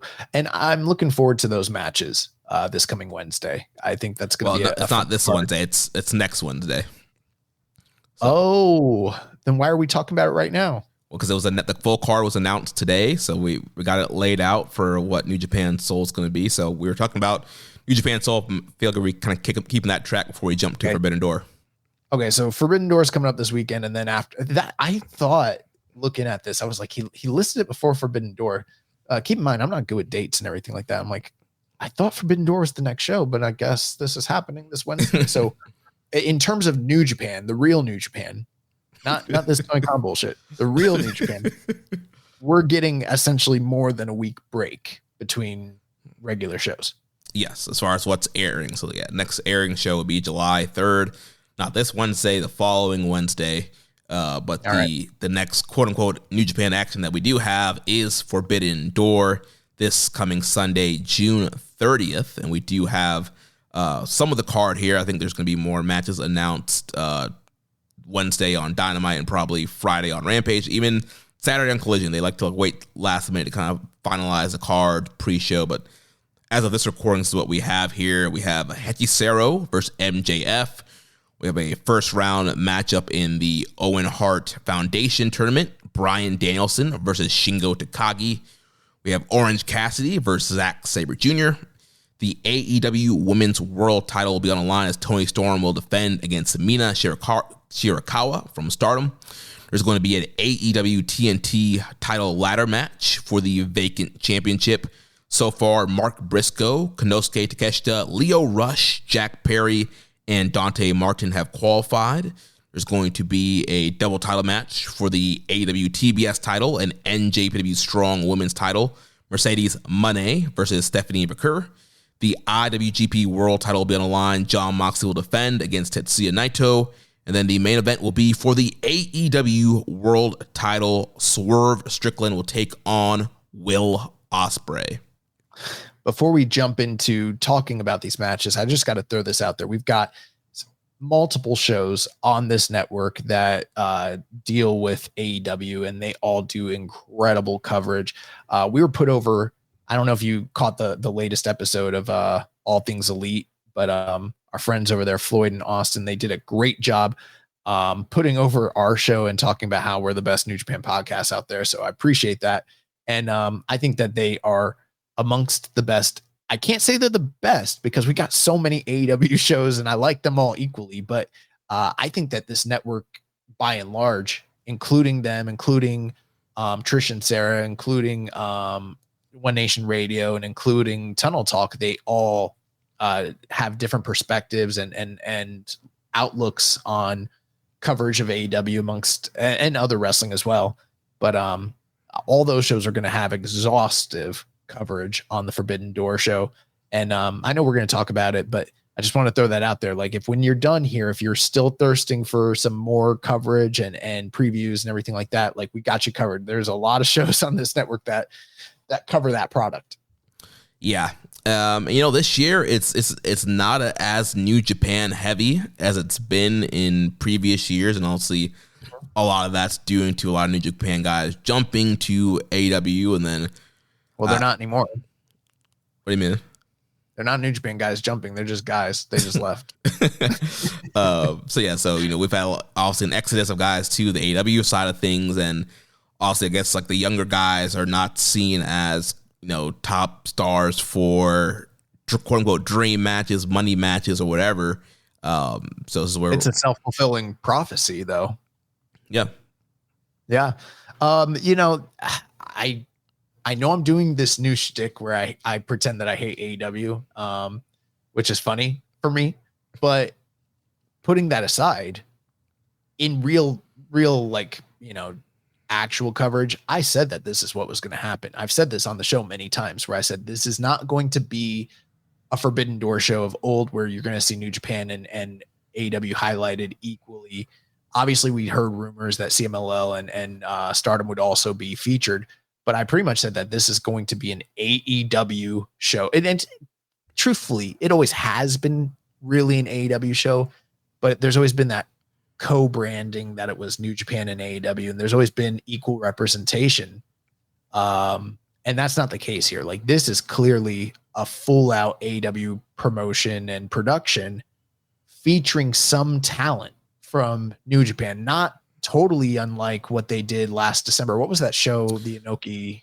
Oh, the Wrestle Dream, Brian and Saber matchup. This is a lot like Wrestle Dream. Like, there's international talent featured for sure. And I'm not complaining about this. It's just that's the state that we're in. And I said this all year long where I was like, we're not getting a real Forbidden Door anymore. And we really haven't. There are some things to talk about. There's some positive things for sure. And I'm going to watch the show, but it's not what it was the last couple of years. Yeah, but there are still a lot of great matches that are like the AEW New Japan over. We got American Dragon versus Japanese Dragon in that Owen Hart match. Bryan Danielson versus Shingo. First time since Dragon Gate USA back in the day. We fancy booked this match for our Social Suplex draft, the last one we did. This is a match I heard you mention that. I don't recall doing that, but it sounds like a match we would book. Yeah. So that's going to be great. Orange Cassidy and Zack Sabre. I know a lot of people sleep on Orange Cassidy, but he's great. And we've seen these guys mix it up before in the 4-way last year, and they have great chemistry. So that's going to be a great match. Also, Moxley and Naito. We saw that live in Chicago. I don't think it's going to be a 5-star classic, but the energy around it is going to be pretty big. So there's a lot of big New Japan involvement here. Yeah, we can briefly go match by match. So, we'll skip Hechicero and MJF. That's interesting for what it is. Hechicero, CMLL guy, we've seen him before, and obviously MJF's a known commodity, but that we'll just skip over that because that's really not New Japan centric whatsoever. Right, MJF's gonna win anyway. So I don't even really. I guess that makes sense, but I hadn't even thought about who was gonna win it because I'm just like, it's a fucking weird style mashup. Danielson and Takagi for the Owen Hart. That match is gonna be fucking awesome. And one thing I was a little nervous about was like, are they going to get enough time to go out there and do what they are capable of doing? And at first I was like, probably not. But then I realized like these shows are long as fuck, and the matches that they think are going to be great, they do give them a lot of time. So hopefully, the match is going to be very good regardless. And Danielson is on a tear this year, but at the same time, The last time these guys wrestled, I think it was like 2011. So it's been over a decade. It's been a long time since they've touched. So we'll see if they still have that chemistry with one another the way they did before. But I can't imagine Shingo winning and moving forward in this tournament. I mean, Shingo's not going to headline Wembley. No, as much as he says he wants to, I don't think that's happening. Honestly, I think Brian's going to win this match. I think Brian is winning this tournament. They're doing the whole story of like he's about to retire from full-time action, and so I think it makes a lot of sense to give him one last big title match in Wembley. Yeah, I mean, that was one thing. I guess we're going to do some AEW talk, but like I had heard that the tournament was going to be chock full of major names, and there are a couple, but by and large, the tournament is exactly what the other tournaments that they've done in the past are. You can see who the top 2 guys on each bracket are and who are going to end up in the finals. And then you kind of take your pick over whether it's going to be Jay White or Bryan Danielson. The only caveat to that is on the right side of the bracket, there is a wild card and you don't know who that wild card is. And maybe it's somebody that, that could headline Wembley. I've heard a few different names. I'm not going to speculate, but that's the only real catch there. Probably Hangman, but then you're kind of wondering if it's going to be Hangman or Danielson in the end. But yeah, for the anti-AEW pro heads, they're going to be pissed because Shingo's for sure losing to Danielson here. But I guess that's really not what we're watching for. We're watching for, this is pretty much the end of Danielson's like regular run as a contracted full-time wrestler. And this is one of those bucket list matches that he needed to kind of check off, and it's happening. So it's hopefully it fucking rules. My one concern is like sometimes those early matches on an AEW show, like I call it like the Samoa Joe slot. Like he always had those like TV title matches and they're really good and they like peak at 4, but that's pretty much all they give him the 15 or 20 minutes to do that. And that's all they do. And I'm hoping these guys give us what we know they're capable of giving us. Yeah. So then Orange Cassidy and Zack Sabre Jr. Quite a styles clash. Those guys are very familiar with one another from their time on the indies. I just can't imagine Zack would lose to Orange Cassidy, considering I think Zack is in line for potentially being a G1 finalist or even winning it. And I think he's on track to be IWGP champion. I am hoping that it's not a situation where Tony's like, what would be like, he's privy to the booking and he's like, well, Zack's gonna be champion. We have him lose here now. And then we got a built-in rematch for the title later on. And I'm like, I'm hoping they don't do some shit like that. But I think Orange Cassidy is like the perfect opponent for someone to beat. And it's like perfectly fine. We saw that in the past with Ospreay. And now Ospreay works for Tony Khan. So who knows? Maybe Zack Sabre Jr. is going to get poached off this. Who knows? Yeah, I'm pretty sure Zack's winning here. And like you mentioned, like Orange Cassidy, he's an upper mid-card top guy that gets pushed. He's always on his pay-per-view. He always has great matches. He's a top guy in AEW, and they've been mixing it up on Dynamite. There's been two multi-mans that Zack's been a part of that they've been mixing it up there. And so, yeah, the good chemistry. I think it'll be a great matchup. Yeah, I expect Zack to get the win here. I have no thoughts about Tony and Mina whatsoever. That match is going to be, full of very attractive women, but I really have no thoughts about this. I think there's a love triangle or some shit. I don't know. And then we got the TNT title ladder match. And again, I said this on a different episode, but I think it's weird that the ROH world champion is vying for the TNT title, but whatever. I heard that Leo Rush is the official like New Japan representation on the match. And it's like, bro, he doesn't even he's not signed here. He doesn't go here. He's chaos for life. What do you mean? This man he's signed to AEW. He's an AEW talent. It's like when they had Shibata, they kept showing the lion mark and shit. So I don't really have any thoughts about this match either. And I don't know why we have to. They do ladder matches every fucking pay-per-view, it seems like. They do them a lot, but I think that's just modern wrestling in general. Like WWE does them a lot. I feel like people just do ladder matches a lot. And you know what?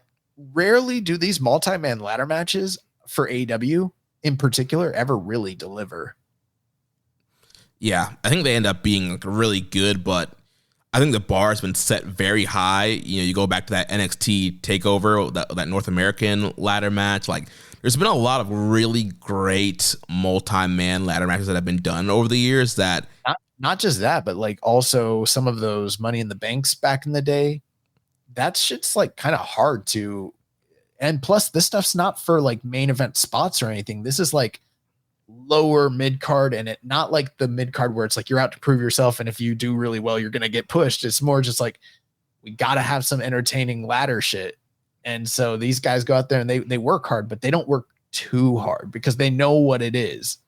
Yeah, I mean, it's not gonna be like, you know, the ladder wars that you would see with like Steen and Generico or like the Bucks and Ring of Honor. Like, I feel like there's been even not just multi-man, but just even like tag or singles ladder matches over the years that are just so great that raise the bar that sometimes, yeah, a match like this, you think, I mean, it will be a great match. You have a lot of great guys in there, great high flyers, but that's not to say that there's been no good. I mean, there's been some incredible ladder matches in AEW history, but this particular one where it's the scramble ladder match are not that great, honestly. Yeah. They're just kind of there to take up space. Yeah, and I think Jack Perry's probably going to win to continue the whole elite storyline. Couldn't tell you. Hey, does Jack Perry count as a New Japan representation here? He's House of Torture. Yes. After that, we got the TBS title and the New Japan Strong Women's double title match. Mercedes Moné, Stephanie Vacour. We've seen them wrestle prior on a New Japan show last year, and it was very, very good. And I think the match is this Mercedes' first match? No, she wrestled Willow. Willow. See, I didn't even watch the but there's no way Mercedes Moné is losing on pay-per-view to Stephanie Vacour. I think the match is going to really deliver, but you know, we've come full circle and gotten back to the point where Mercedes gets the belt that was literally invented for her. And since we're on the way to getting Jon Moxley out of the IWGP title reign, that's going to kind of transition Mercedes to being that big Western name on some New Japan shows overseas, but more likely kind of headlining those New Japan of America bigger events. Yeah, well, Tanahashi's whole plan comes to fruition. He did say he wants a strong title to be defended only in the U.S., so this would mean that, yeah, Mercedes would be featured on those New Japan of America shows as the kind of the big draw there. We know the next one is, I believe, August 30th in Washington, D.C., so maybe she gets added to that show. And there was an angle in Mexico. I don't really have the full context of it, but I saw Mercedes Moné and Stephanie Vacour, and Stephanie fucking headbutted the shit out of Mercedes. It's pretty awesome. Yeah. But yeah, so that one's gonna be good. And then the semi-main event, interesting that the IWGP World Title is second from the top, but you know, well, you know, it's not the official match order. Usually, it's like day of when they put the final order. No, it's not. It's not headlining over Swerve and Ospreay. I'm not saying it's main eventing. I'm just saying it might not even be the semi-main. This could get like, it could be in the middle. It could be in the middle of the show, like it was last time. Yeah. Oh man. Moxley Naito, second time they've wrestled in singles, or maybe it's not. Is this the third time? I think it's the third time. Yeah. They had that G1 match, but I feel like hopefully they have gained a little bit more cohesion. A lot of people liked that match, Chicago. You and I were very much lower on the spectrum when it came to love for that match, but I'm hoping that some of the expectations I had for the first encounter are kind of surpassed here. But Jon Moxley he's doing the JOB to Tetsuya Naito, like 100%. I don't know who I was listening to, but I heard someone say that Naito's going to come out and have all this star presence and aura, and Tony Khan's going to get a load of it and he's going to want to sign him. And I'm just letting you guys know, you don't have to worry about that whatsoever. Tony Khan has no plans to sign Tetsuya Naito away from New Japan Pro Wrestling. Oh my gosh. It's not going to happen. No. So your guys' top Shiaku, he is safe. Yeah, I don't see that happening. But yeah, I mean, I think, again, both these guys are top stars. I think it will have the great atmosphere. I don't know how great the match will be compared to, a Danielson Shingo match, but I think there's enough heat there and star power to make this a big moment. And yeah, I do think Naito is going to win the belt back, take the belt back to Japan, be a champion in G1. So yeah. Yeah, and I mean, anyone that's kind of keeping a tally list of the booking decisions and they're worried about New Japan getting buried under the earth, I mean, it's really not going to be that. Takagi's going to lose to Danielson. It's going to be a great match. Zach is probably beating Orange Cassidy. If he doesn't, I'll call bullshit on that because that would be a kind of a questionable decision at this point. But Zach's most likely winning. Stephanie Vakura is going to lose to Mercedes, but Stephanie's a CMLL talent losing to an AEW talent. And whoever wins is going to, do shots for New Japan. So it's a win-win for them. And then Tetsuya Naito is going to beat John Moxley on an AEW pay-per-view. I mean, the amount of times that this dude has laid his shoulders on the mat for 1, 2, 3 in the last, 5 years, it's minuscule. So it's going to be hard for the New Japan grifters to argue against, unfavorable booking when they're getting their top star over arguably the ace of AEW on pay-per-view clean. Yeah. So, and then the main event, Swerve and Ospreay.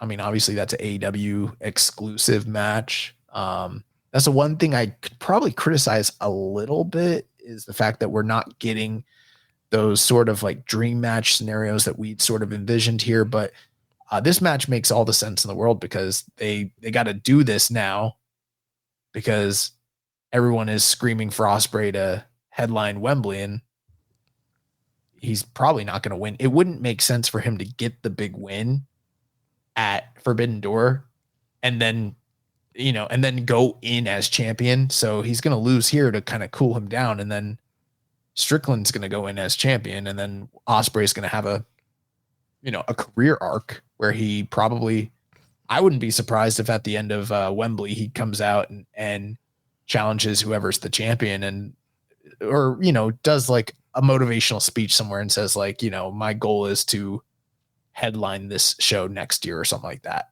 either as champion or, win the title here or whatever. And then that will be his trajectory, Yeah, I don't think that Ospreay is winning here. I know a lot of people are like, yeah, he needs to win here. He needs to win in Wembley. I don't think he's winning here. I don't think he's going to be champion in Wembley.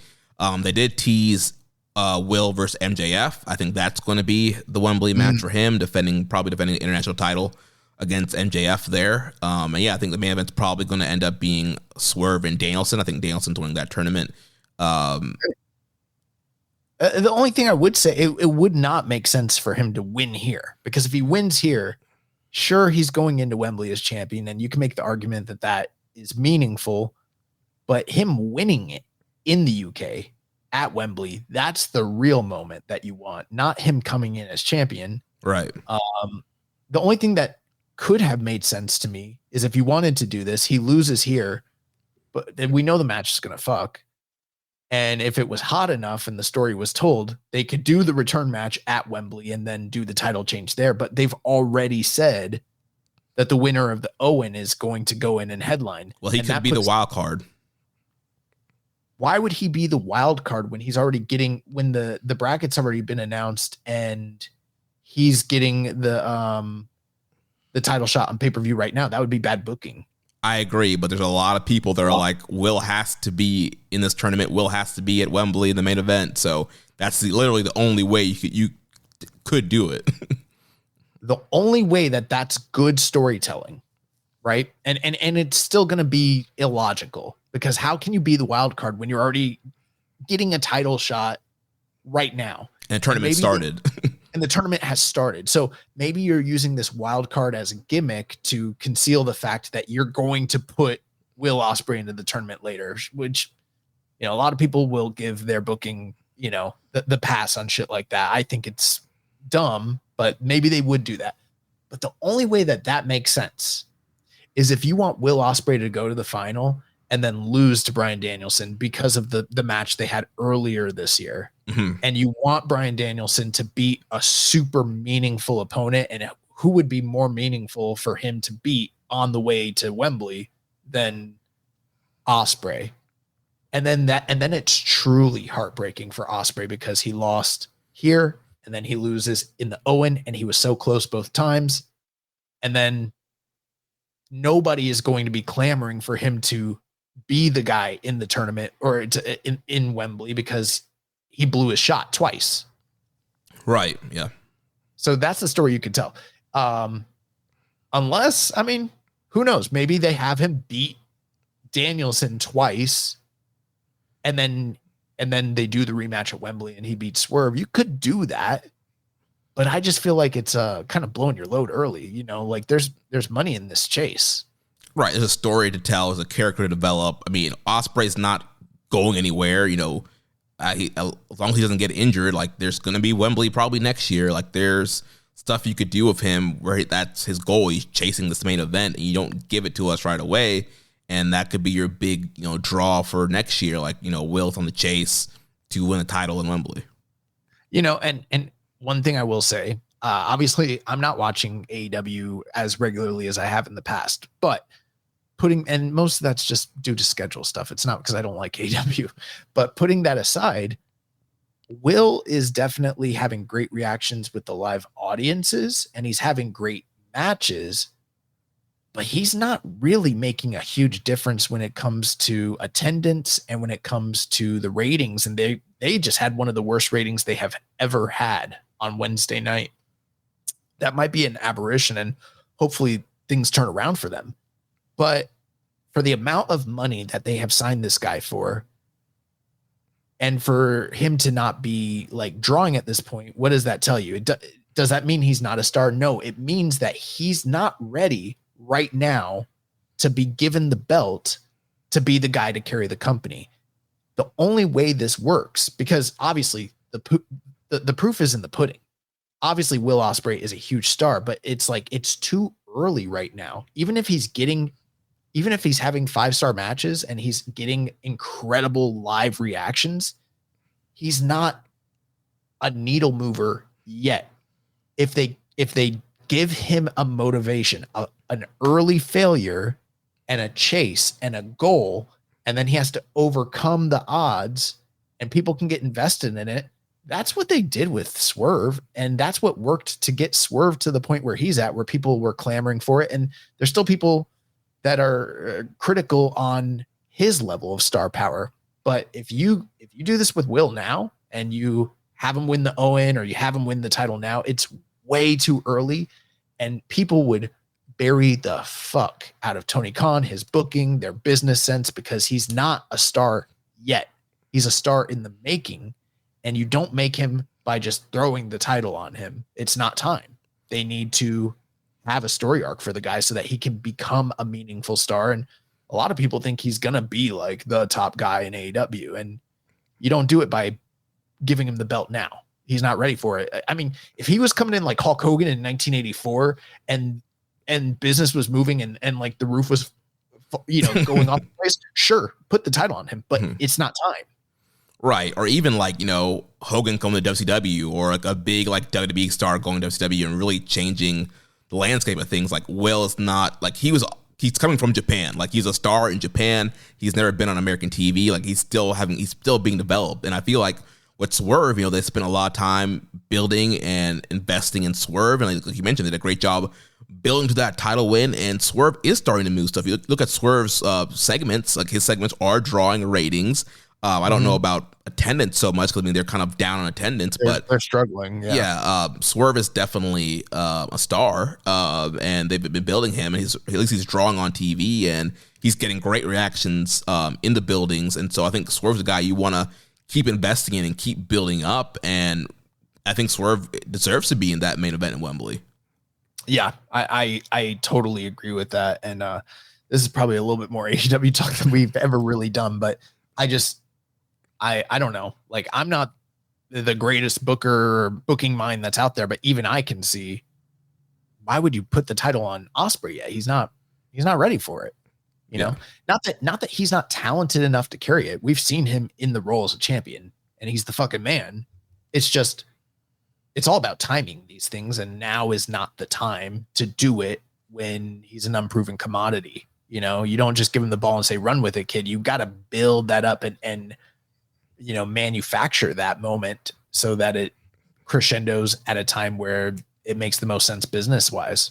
Yeah, you know, it's not like, you know, an e-fed or a video game where you don't have to worry about drawing or TV ratings or like, and you just put the belt on your favorite guy and go forward. Like, there's a lot of business decisions. There's a lot of numbers to look at. You know, Trish and Sarah, they do a great job, you know, analyzing TV ratings and attendance and who's drawing, who's not drawing, and you got to build that. So you just don't draw, unless the guy's a proven draw, which Will, like you mentioned, love Will. Credible pro wrestler, but the proof, like, where are the numbers at? Like, we have not seen attendance go up with him being there. We have not seen TV ratings go up with him being there. If AEW, let's just throw a hypothetical out there. If AEW signed like a John Cena, which he's probably a little too old for this, or, you know, like Roman or Cody came back, right? Those are situations where when they come in, it would make all the sense in the world to just put the title on them like almost day one. There's a lot of fans who would hate it, you know, but there would be an argument for why that would make sense. And it's very similar to what Tony was trying to do with Punk if things had worked out the way that he hoped it would. But, you know, Ospreay's not Punk in terms of the US market. Not yet anyways. Right. We did have a question from Death Triangle 720. Says, do either of you find it funny that Forbidden Door has far less New Japan talent involved than previous years, especially when Tana has said one of the main plans is to improve New Japan is to have a better relationship with AEW, but not one of their young guys are involved on the show?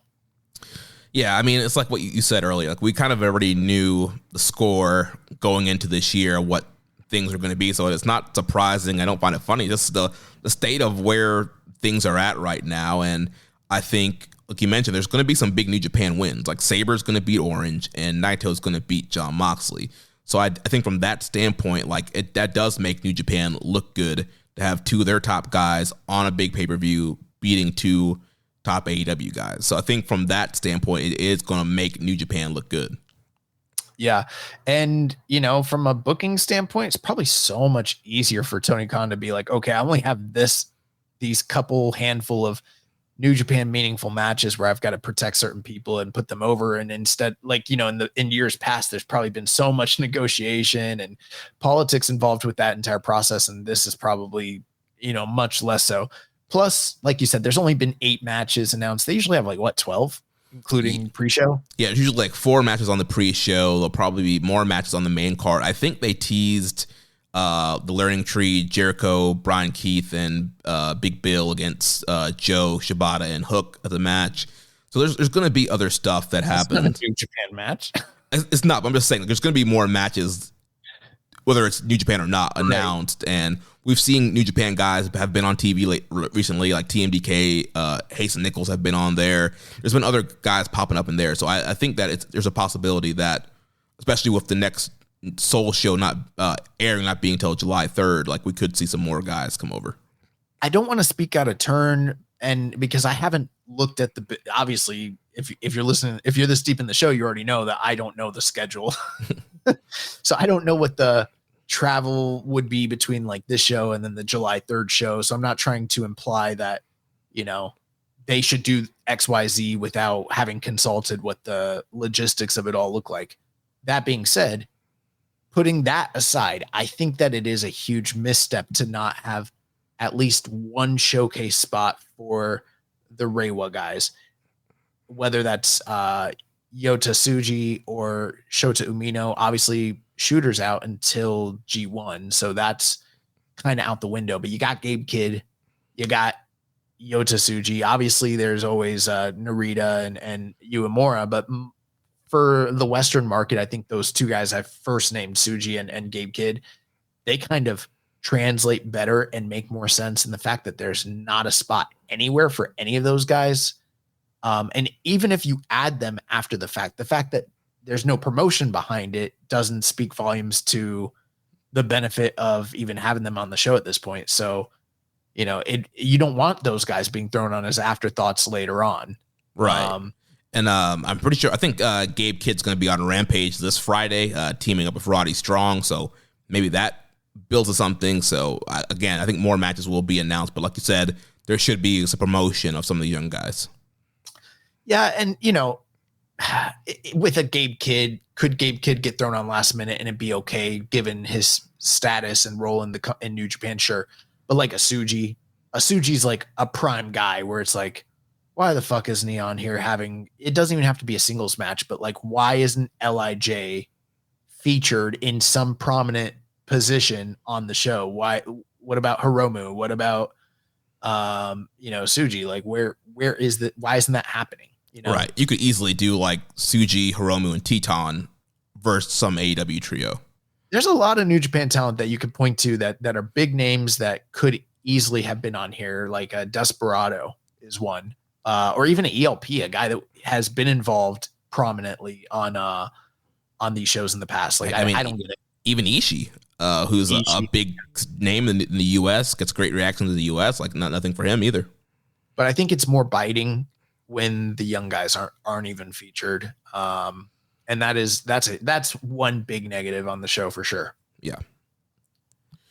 Well, we had some New Japan stars that did some mini excursions this past weekend. CMLL, they had a fantastic Mania show this past Friday. So on that show, we had from New Japan, Bad Dude Tito teaming up with Che Cabrera. They lost to Magnus and Rugito. There was a NJPW Strong Women's title match where Stephanie Recur defeated La Catalina, and then they had that Mercedes angle like you mentioned. There was a best 2 out of 3 falls tag team match with Rocky Romero and Taiji Ishimori defeating Mascara Dorada and Templario. Another best 2 out of 3, we had Michael Oku and Zack Sabre Jr. defeating Averno and Volador Jr. And the main event was Mystico defeating Hiromu Takahashi. And I saw there was a angle there where post-match Hiromu attacked Mystico, ripped the mask off, stomped on it. Yeah, I saw that too, and it looked pretty awesome. And I saw people being like, "Can we keep Hiromu in Mexico?" So, I heard about the results of this show. I heard that the crowd was awesome. I don't really know about the quality of the event or any of the match ratings. I haven't looked yet. I haven't had time to watch any of those matches, but this is the second Mystico Hiromu match that's happened. They also wrestled. It might have been this year, but maybe it was last year. I can't recall, but I'm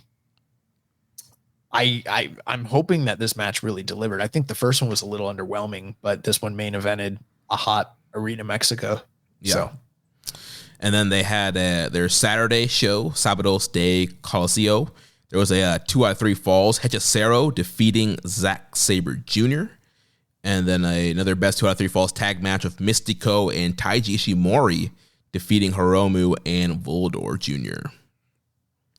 And then I heard phenomenal things about Hechicero and Zack Sabre Jr., and I really want to catch that one. Yeah, I've seen some GIFs and clips from that one. Looked like a lot of fun. I think definitely an excursion match of the year contender just based off of clips. Hechicero beating Zack Sabre Jr. also makes me nervous about the Orange Cassidy match. Yeah. Then, like we mentioned earlier, too, there was Josh Barnett's Bloodsport Bushido. We had Minoru Suzuki defeating Timothy Thatcher by TKO. And then the main event, Jon Moxley defeated Josh Barnett. I don't know why you keep listing stuff related to Minoru Suzuki. This is a man who he is not affiliated with New Japan in whatsoever at this point. Man was on Windy City Riot.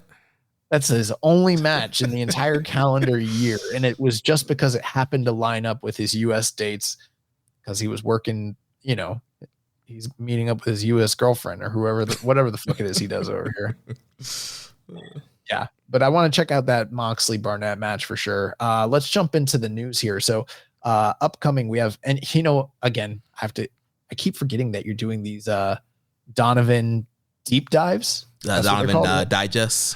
The Donovan Digest. So for Patreon subscribers, Jeremy is regularly diving in and doing short recap shows, kind of detailing like the major news that's out there. So I keep wondering, like, why is he not putting these news items from like 3 or 4 days ago on the news? And I'm realizing like you're covering them often. Yeah, there might have been some stuff because I didn't do one last week, so there might have been more stuff I missed. But this was the biggest thing I saw when I was looking for news. It's not that I would know if there was anything. It's just the fact that you're doing them, and I'm realizing like, oh, Jeremy's covering a lot of this shit already. But yeah. So we have the New Japan CMLL Fantascomania USA show upcoming. I don't have the date on that. I don't know if you know when that is. July. It's sometime in July. Hold on, let me see. Okay, while he's looking that up, so I'll give you guys the card here. So we got Mystico and Doki taking on Rocky Romero and Volador Jr. The New Japan Strong Openweight titles on the line as Gabe Kidd defends against Ultimo Guerrero. Is it true that they made Ultimo Guerrero wrestle with the mask in AEW? They did. Yeah, he wrestled Okada on Collision, and the story is because Tony Khan watched Ultimo Guerrero with a mask. He wanted to make Ultimo wrestle in a mask, and so Ultimo got to the building, and they were like, "You need a mask." He's like, I don't have a mask. So they made him a mask like an hour before the show, and then he told Okada, he's like, "No, I can't do this. I can't do this because I'm wearing the mask. I can't say blah blah." And so yeah, the match kind of fell apart because he was forced to wear a mask. That's bullshit. Yota Tsuji 1-on-1 with Barbaro Cavernario. That match sounds awesome. Zack Sabre Jr. and Bad Dude Tito taking on Hechicero and Virus. Stephanie Vaquer versus Yuvia. The MLW Tag Team Champions Satoshi Kojima and Okamura defend against Magnus and Rugido. And then the Copa Fantascomania, Adrian Quest, DKC, Viento, and Kukui will all be involved in that. So that's the card for that event. A couple standout matches. Should be very fun. Yeah, and this show is July 13th in San Jose, California. Awesome. So let's jump into the questions. Yeah, Discord Daddy says, how would you rebuild and restyle Hantai to make it a desirable destination for future stars? That's a great question. I read this one and I was trying to be thoughtful about it earlier today. So I think one of the things about it is in the past, Hantai really had like defined role as far as like who the top star of Hantai was. Usually it was the ace of the company. And it's been since the time of Tanahashi that has really occurred. And it's been a long time since Tanahashi was on top. You could kind of point to the time period where Ibushi was champion, but Ibushi never really fully even he wasn't really a full-fledged New Japan guy. He's kind of a DDT guy. And yeah, he was Hantai, but he didn't like represent the company. You know what I mean? Like he wasn't that rah guy. And he just kind of seemed to be like the champion who happened to exist in Hantai because it was coincidental, but you know, he really wanted to be teaming with Kenny the whole time. That's what that was all about. I think that you need to figure out what's going on with Hantai in relation to Chaos, define those things, separate them, whatever that needs to be. And I think that when you have certain stars in Hantai, they need to facilitate a particular role. You know, not that they all need to like. Obviously, Hantai is different than other factions because it's just the regular New Japan army.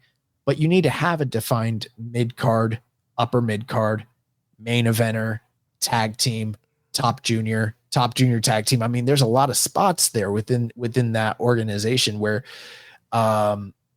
it can't just be New Japan dads and Tanahashi and Taguchi, you know, like it needs to actually have a purpose, and the guys that are part of it have to have that drive to not only represent the lion mark and the spirit of the company, but also see where they're slotted within the company at that point. And without that, it's not really a desirable destination.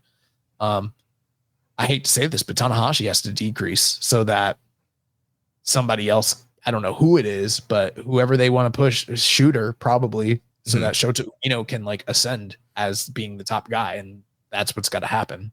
Yeah, you need that kind of passing of the torch from Tanahashi to like the next quote unquote like leader that's going to lead the New Japan Army. And like you mentioned, it's kind of hard because it's not a traditional faction. It's essentially everybody that's not in a faction that's just on the roster. But like you said, you kind of have to really develop some hierarchy there. Like, all right, you have your top guys, your mid card, and like I think once Umino is like fully solidified as the top ace, I think that's a role for him to be like that top guy. Like, he's the one that's fighting for New Japan. He came from the dojo. He graduated. He's he represents the true like heart and spirit of New Japan. I feel like a guy like that. And then once I think a guy like him is there, that would be more attractive to some of these other young lions that are graduating, or some of the other younger guys to kind of rally aside behind New Japan and form that Hontai group. Next set of questions here from Def Triangle 720. From a scale of 1 to 10, what do you think about the first 6 months of New Japan 2024? I would give it a 3. There's a lot of things to complain about. A 3? I could go 3.5. That low? Yeah, I think there's been a lot of really detrimental things that have occurred in this first 6 months of the company's run. Taking into account where there's some incredible matches, especially, up till February. Yes. But there've been so many misfires, missteps, scandals, demoralizing blows. Just there's been a lot of negativity, and it's only now in this most recent tour at the end of Dominion and Super Juniors where things have started to feel like it's progressing back into the right direction. But for a large percentage of this year, I feel like it's not been great. Yeah, I'm very critical on a lot of the decisions that they've made. Yeah, I think I'm low, but I think I'm more like a 5, maybe 5.5. I think there's been like a lot of, like you mentioned, a lot of great matches, a lot of hidden gems. I think there's been some stuff that has been good. Tsuji winning New Japan Cup. I think there's been some good stuff that's kind of happened throughout the year. Of course, there's been other stuff like you mentioned in and out of the ring that have made New Japan as a whole look bad. And so, yes, but my retort to that is for almost every positive thing that's occurred in the first 6 months, there's a connected negative aspect to it. For instance, not to pour over all of them, but you mentioned Tsuji, and it's like, okay, yes, he won. It's a great run. He had that incredible match with Goto. No follow-up on it. The match with Naito, very lackluster, and it didn't really do what it was intended to do to elevate him in that regard. And he doesn't feel like a main eventer coming out of the whole experiment, which is what you want those guys to feel like they have been elevated. He doesn't feel elevated. Yeah, that's true. And I can do that for almost every positive thing, if there's a lot of them. Yeah. He also asked, do you think Gabe Kidd could be a dark horse in the tournament? He's been the most consistent in terms of his promos and work all year, and his stock seems to rise every month.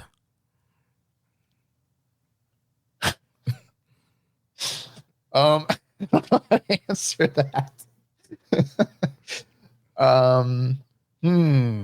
Gabe Kidd. I wouldn't be surprised if we saw Gabe Kidd suffer quite a few losses in this year's G1.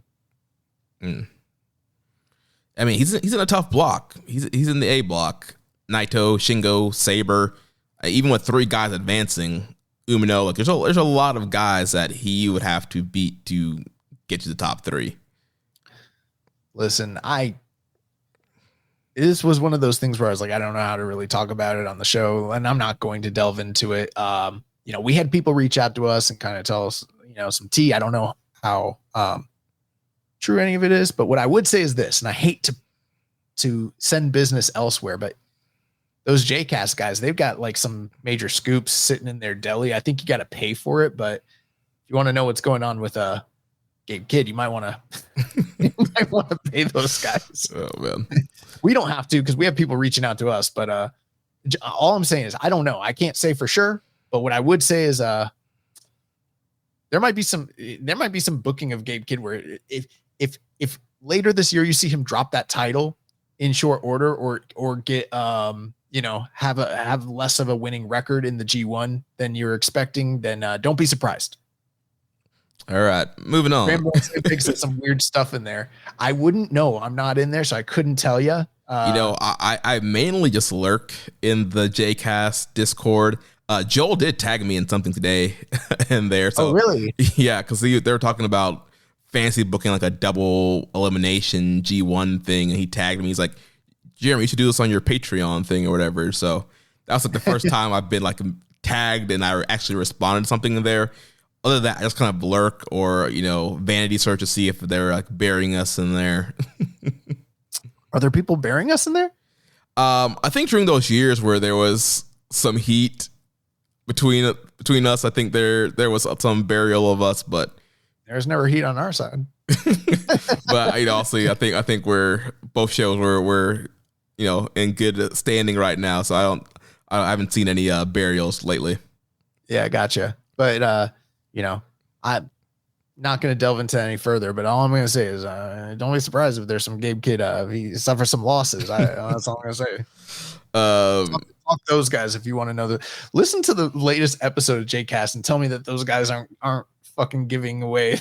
Yeah, they definitely did more of a tease on their show. Not trying to take away downloads. Listen to both of us, but yeah, they definitely And I'll tell you this too. They didn't really approach it too much, but I was listening to Speaking of Strong Style, like I mentioned.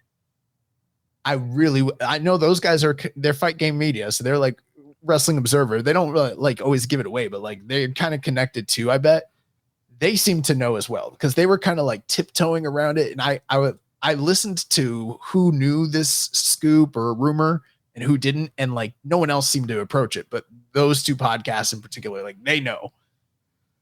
And now you guys know we know, but you don't know what we know. And it's something that is unsubstantiated, and we're not going to say it on the air, honestly. Yeah.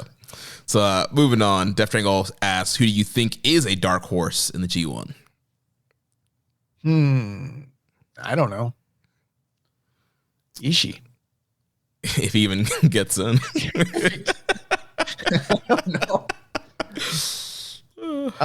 Callum Newman maybe could be a dark horse. But what do we mean by dark horse? Do we mean like a guy that could actually win it? Because I don't think there's that many dark horse potential winners. Yeah. I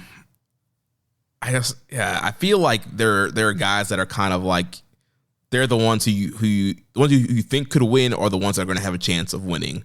I don't really see a lot of underneath guys that are like a come from behind guys going to like come through. I mean, with the top three, I guess you could have somebody slide into a A3 or B3 that's quote unquote unexpected, but with them like cutting the feel of like the slop of like Yano and Udro and all those guys, like you got a pretty qualified feel in there. I think Suji could be a dark horse. Like, because I'm just trying to think, like, who are the main people that you think are going to win? And like, Zach could even be somewhat of a dark horse, just given the fact how they pushed him and used him in the past, and then the fact that he's a foreigner. But and really, the only foreigner that's ever won that tournament is Kenny, unless you count the old tournaments. Then you got like Hogan and Andre, they won, but that's it. Those are the only three foreigners that have ever won the round robin Grand Prix. But I don't know, man. Like who did we say last week is in the A block that like Shota Umino's like a likely winner? I think Zach's a likely winner. And Naito. Well, Well, not a winner, but he's a top guy. Shingo's another top guy that's in that A block. Shingo is a guy. I think Shingo's a little bit of a dark horse. That would be to a certain extent based on how they've used him. He'd be a little bit of a dark horse. He's like the lowest rung guy that they could go with. And then I think in the B block, like, I don't know if Suji. I mean, like, you look at that B block. I'm like, Suji's like one of the top guys. I'm trying to get through in that top three. No, I'm not denying that. But in terms of like a dark horse means who can win. Mm-hmm. The idea that he would win the G1 in the same year that he won the New Japan Cup and headline the Dome all in the same year. I think they only did that like once, and it was with Okada. Are they going to give him Okada's booking? Let's see. Over the three guys that we just mentioned. To me, I think he's lower on the booking scale than those other three guys. And for me, he's a little bit of a dark horse. I think Takeshita's a little bit of a dark horse. Yeah. Just, given all the reasons we mentioned about him last week. His other question says, let's say ZSJ does win the G1. Does he have a chance of winning at the Dome? When was the last time a Gaijin talent won the main event in the Tokyo Dome? That's a great question. I can't verify this, but I think it was Bob Sapp. Okay. I don't, in terms of the main event, I think Bob Sapp won in the Dome. I know Kenny never did. Yeah. And what other foreigners were there that ever headlined in recent times? Not ringing a bell. That would have won. Hogan's won in the Dome before. I think that's like it, really. It'd probably have to be Bob Sapp. Maybe it could be like a Scott Norton or something like that, but it's probably Bob Sapp. It would be a little bit unprecedented if Zach won. At the same time, he's at a point where if they put him in that spot, he needs to win. And it would be pretty heartbreaking if he lost again, and then to Naito, which like I could see the business reasons why people would say Naito should win. Just he's a top star, blah blah blah, carry the company. But if you really want to make somebody, like that's the time to make him. Yeah, I did see. There was a Zach. I missed the news. There was a Sports Illustrated interview with Zach. He did say like he would find it heartbreaking if he did not win G1 this year and win the world title. So there's definitely, I think, a story element there that they're going to be pushing through G1. Yeah, but unlike the situation I explained earlier with Ospreay, like we've had years and years of Zach's ascension and rise and fall, and we've seen it go up and down, and now's the time. Yeah. Especially given the state of things that where we're at with the lack of top star talent in New Japan right now. Yeah. Next question from our user, I am annoyed. It says New Japan only has main event level heels, Evil, Dave Finlay, leaving them with limited options for big shows and divisive options at that. Who do you see as the next person slated to be a heel at the marquee main event faction leader level? I don't think that necessarily David Finlay is doing a terrible job. And right now I feel like he's the de facto top heel in the company, for better or for worse. Some people probably don't want to hear that, but he probably is. But it is interesting to see who it is that they're going to elevate next. It's been a long time since I think it's hard for me to predict who it will be, but I think that working out the structure of these factions will go a long way in determining that, because right now only the real heel faction is House of Torture and War Dogs, and they're both Bullet Club, right? Mm-hmm. Am I missing anyone else? No, TMDK, they're like Bayface leaning tweeners. LIJ are Bayface leaning tweeners. Empire, they're more Bayface side things now as well. Yeah, all of the factions that are not Hantai and not Bullet Club, they're just tweeners that fall on a scale of either being heel or face leaning, but they're all tweener groups. But there is no Suzuki-gun with Minoru Suzuki on top. There is no Chaos when Chaos was a heel faction. Those things don't really exist right now. So you either need to destroy some of these factions that aren't serving their purpose and replace them with an effective heel faction so that somebody can be elevated as the leader and be a top de facto heel, or you need to replace Evil or David Finlay, or a combination of all those things. I don't know. Yeah. Again, yeah, there's so many variables. It's hard to tell. There's young lions who could come back. Could Oscar Lube be the next heel? Maybe. No. There's just so many options. There's so many variables to predict there. Next question from Paka B2. Will we see any of the NJPW wrestlers that fail to qualify for G1 Climax in N1 victory? No, I highly doubt that. Yeah, I think Did they already make their brackets known? I don't know. I haven't seen. I do know that Oiwa declared for N1. And that's all I really know. I think that'll be the only New Japan representation. Yeah, I don't see a name in there that warrants inclusion in the N1. Yeah. Barrywell says, do you think ELP being somewhat lost could heighten his odds of leaving? Do you think he could be a truly top push star, or is something lacking?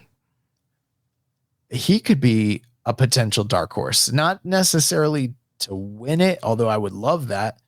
But he is somebody that, the clock is ticking. And now that this story that has played out where he was like brought in by the Tongans and part of God, and now they've all left him, it puts him in a no man's land, very similar to where he was when he was ousted previously from the Bullet Club and he had no affiliation or alliance.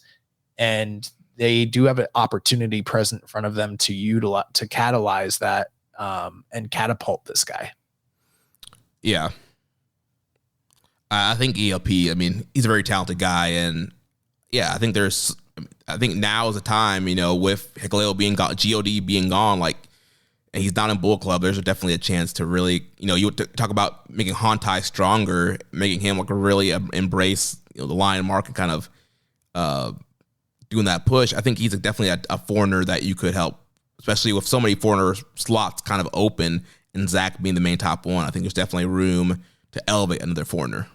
My fear is that they see him as somebody that can do comedy and they see him in the same vein as like Juice, Right.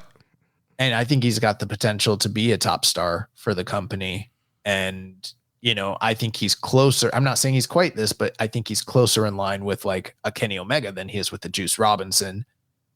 He just hasn't been given the ball to do it. Yeah.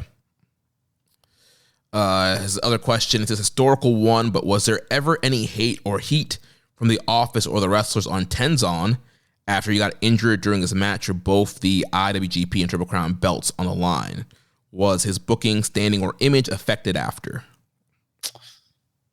I'd have to do some research on that. I mean, I know it was very controversial when that happened. But, Tenzon's booking was very hot and cold throughout that entirety of that period of New Japan. I mean, a lot of people called him the Dark Ace because, Nagata was the golden boy, but like Tenzon really probably should have been, the one that was pushed during that period because he had the adoration of the fans. And every time he got the title, they took it off him very quick succession. But I don't know what the booking or office was like after that necessarily. I think they still did rematches between him and Kojima and he got his win back. So yeah, definitely have to do some more research there. Last question. If you could book any cross-generational match from New Japan, what would you have loved to have seen? Oh, that's a fucking tough question. I don't know. I don't know. The first thing that comes to mind is like, I think of like Liger and like what junior would I like to see? Like maybe like a prime Liger versus like a prime Osprey. Potentially. I don't know. Hashimoto, prime Hashimoto versus prime Tomohiro Ishii, probably be another one. Yeah, that's what I was going to say. Oh, nice. Any other ones you could think of? Trying to think. I mean, prime Scott Norton versus like a Ishii or Shingo. Yeah, that would fucking rule. Inoki versus Okada. Yeah, that'd probably be a maybe a good one. I don't know, but it'd be a big one. Tanahashi versus Omega. That happened Twice, but let's do it again. Sad Goal 8860. Have you been watching Who Killed WCW? If so, what are your thoughts? Nah, I mean, I haven't watched any of it. I probably would enjoy it, but they're lying. Like there's so much of the shit that they're saying on there needs to be fact checked, and just it's very evident just based on every review I've heard that most of the stuff they're saying on there is just not rooted in reality.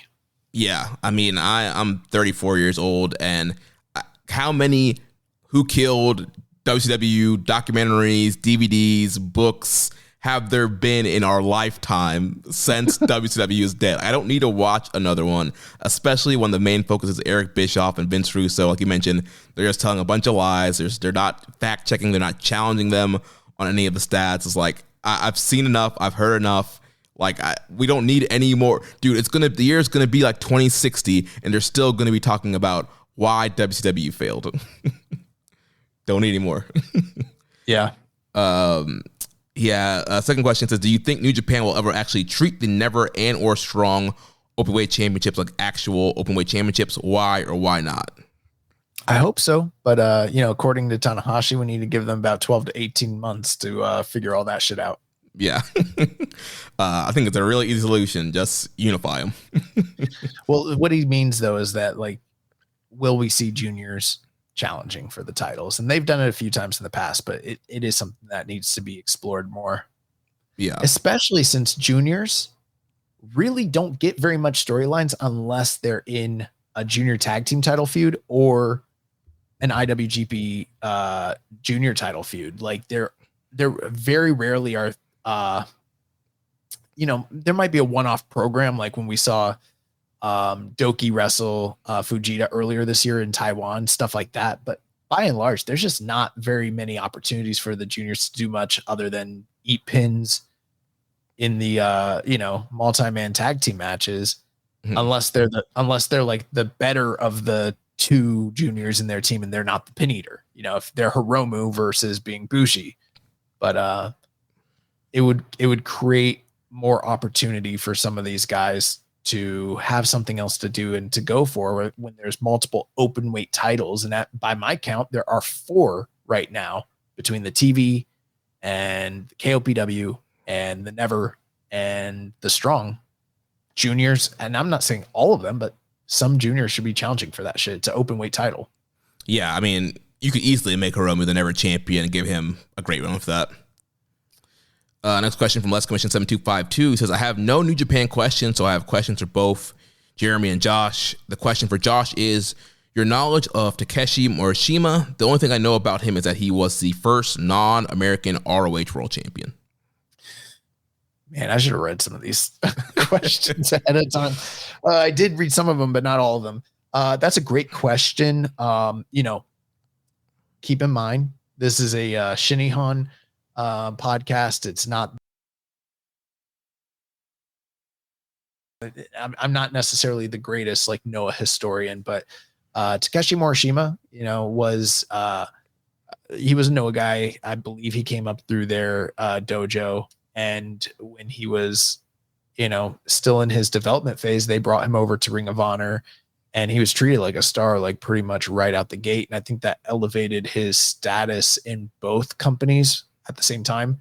And I think Takeshi Morishima honestly had one of the best, obviously Ring of Honor still wasn't like a major company, but when you kind of compare runs of Japanese talent in major companies in modern times, his run in ROH has to be considered one of the single greatest booking and match quality and fan interest runs for a foreigner of Japanese descent in the US. And Takeshi Morishima was an incredible worker. Later on, after that run was over, he kept coming back and doing shots for Ring of Honor. He went back to Noah. They did put the GHC title on him, sort of expecting it to, change business. I don't know the full history of Noah, but he was one of those guys that was like a failed experiment where they were hoping he'd be a successor, someone to succeed the success that they had with like Mizawa and Kobashi, and it just didn't happen for them with him. And I think he ended up having, I forget who he dropped it to, but I feel like it was one of those more trusted names. I could be wrong on that, or maybe it was Go Shiozaki. I don't know. but Go was viewed the same way. Go was one of those guys where like he was a failed successor to Misawa. And then later on, he had health complications and had to retire young. He was going to come back several years ago and then start having legal trouble. I remember he like had an incident in a cab and he got arrested, and he never really did make his full return to wrestling. I think he had some highlights at a prime period in his wrestling career, but I think a lot of his career is what ifs. There's probably better information out there on the internet than what I've provided, though. This is just off the dome. Then his question for me says, who was your favorite from the SmackDown 6 in 2002-2003? The group consists of Kurt Angle, Chris Benoit, Rey Mysterio, Edge, Eddie Guerrero, and Chavo Guerrero. Who would you have replaced? Anyone from the group? My favorites out of that would probably be Kurt Angle and Chris Benoit were two of my favorites during that time period. And I can't really think of the roster right now who I would replace. I mean, I think you probably could have replaced Chavo in there and pushed somebody else, but I think that was a nice set of group that they had during that time period, and they did a lot of great stuff like the three-way tag stuff with Edge and Ray being teamed up, and Benoit and Angle being teamed, and Eddie and Chavo being teamed, and there was a lot of great stuff they did with all those guys. I think the thing I probably would have done is I probably would have given Benoit a title run. I'm saying this in that time period before we knew that he was going to end up being killing his family. During that time period, I think that Benoit was also good enough in the ring and a top guy. I think I would have given him that title push a little bit sooner than they did from WrestleMania 20 and kind of ended abruptly. I think I would have, especially during that SmackDown 6 era, I think you could have done some really great programs and title matches with him on top and like Angle challenging him and maybe even stuff with like Brock and Taker. I think there's some cool stuff you could have done then. Then last question here from Sexual Patriot. Do you consider Takeshita a DDT talent or a AEW talent? I know he's competing under both banners in the G1, but which company is benefiting more? Hopefully New Japan is the company that benefits the most out of that situation. I consider him both because he works for both companies. Obviously spends a majority of his time in the States working for AEW, but he does come back and he works DDT and he does big shows. And, he held the title for a prolonged period of time while he was still under AEW contract and was traveling back and forth. So, he is a dual contracted talent, like in every sense of the word. So I consider him both. I mean, if you had to say which one is more, he spends more time in AEW, but that doesn't mean he's not contracted or working with DDT. I'm just hoping we find a way to get him out of both of those situations and get him working for New Japan, because I think that's the ideal outcome here. All right. Well, I agree with you there. That's it for the questions. Recommended match of the week. Were you able to catch the matches this week? I watched them both, so we can talk about them, and hopefully we can recommend something for next week, especially since we got a light week coming up. Yep. So first, let's talk about Ishii versus Kitamiya.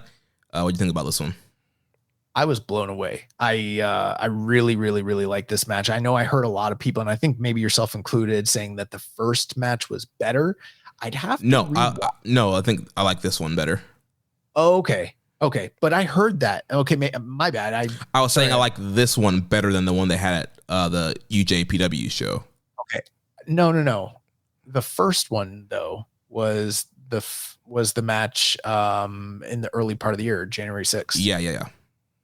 Or 3rd, January 3rd. Somewhere, during that Wrestle Kingdom week area. Yeah. And a lot of people had said that match is better than this one. Yeah.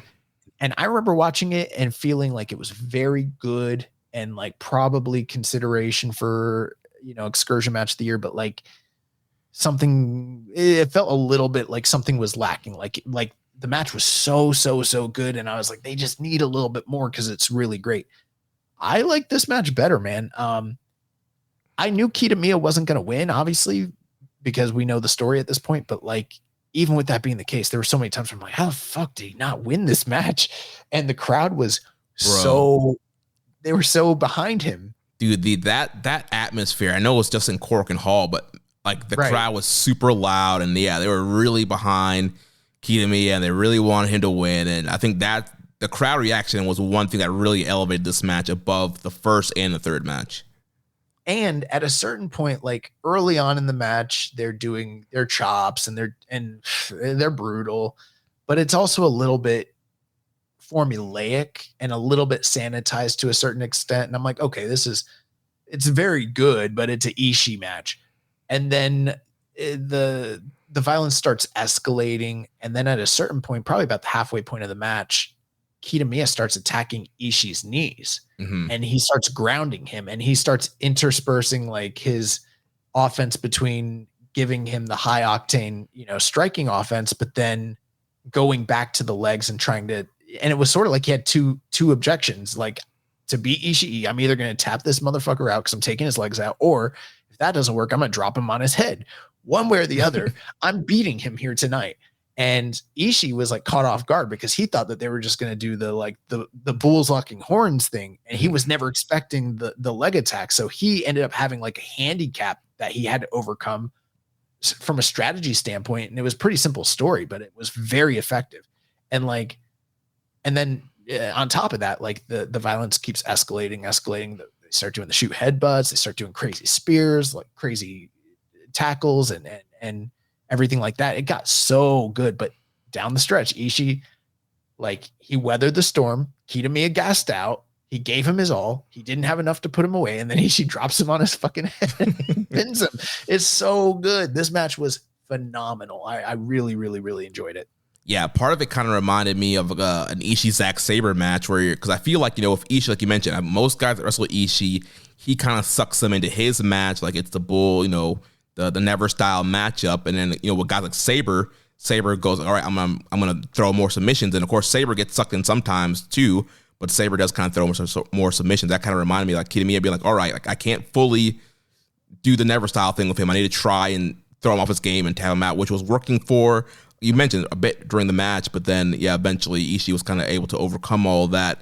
Brainbuster 1, 2, 3. But yeah, very violent, incredible. I think the atmosphere of the match and the Noah production too of the match made it also great. Like, yeah, it was just a great matchup.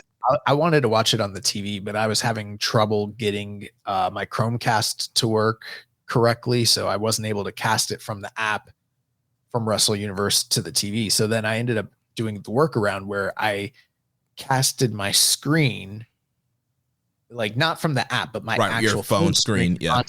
And it's always so much worse. And even doing that with the lag and the compressed like look, it was so much clearer than New Japan World. It's crazy. Oh man. The other match was Zack Sabre Jr. versus Daniel Makabe from Prestige Wrestling earlier this year. That match is available on YouTube.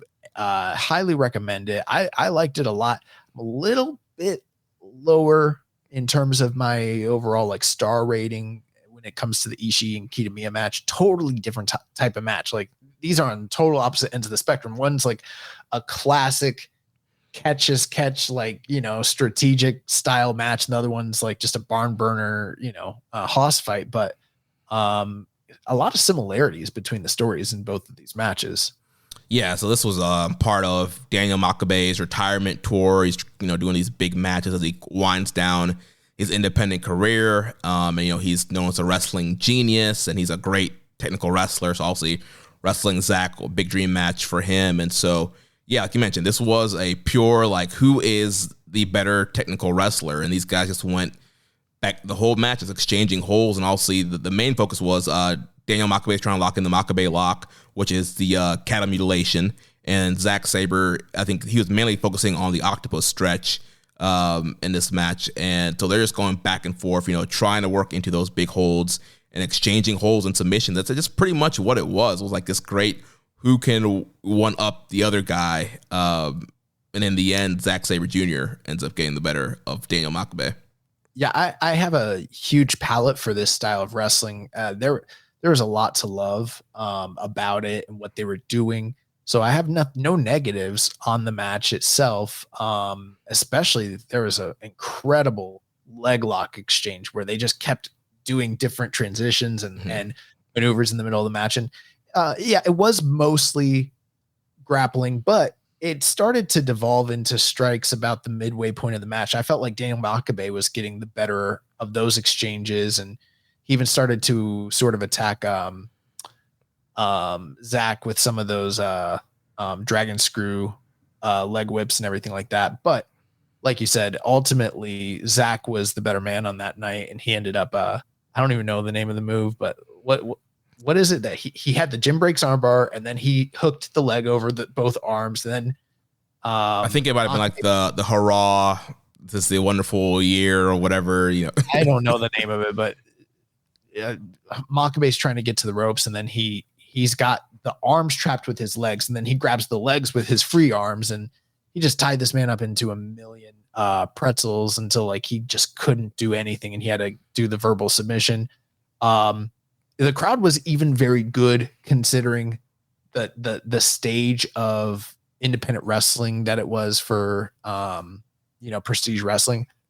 I just think that there's a little bit something extra that was the match is fantastic. If you haven't seen it, I highly recommend it. But for me, for like an excursion match of the year contender, I think it's a fringe contender, but I don't know if it's going to get over that hump, because I'm like 4.25 on it. Mm-hmm. Whereas like I'm probably like 4.5, maybe a little higher, 4.5 plus on the other one. They're both really good matches though. Really good. And it's free. I mean, free on YouTube.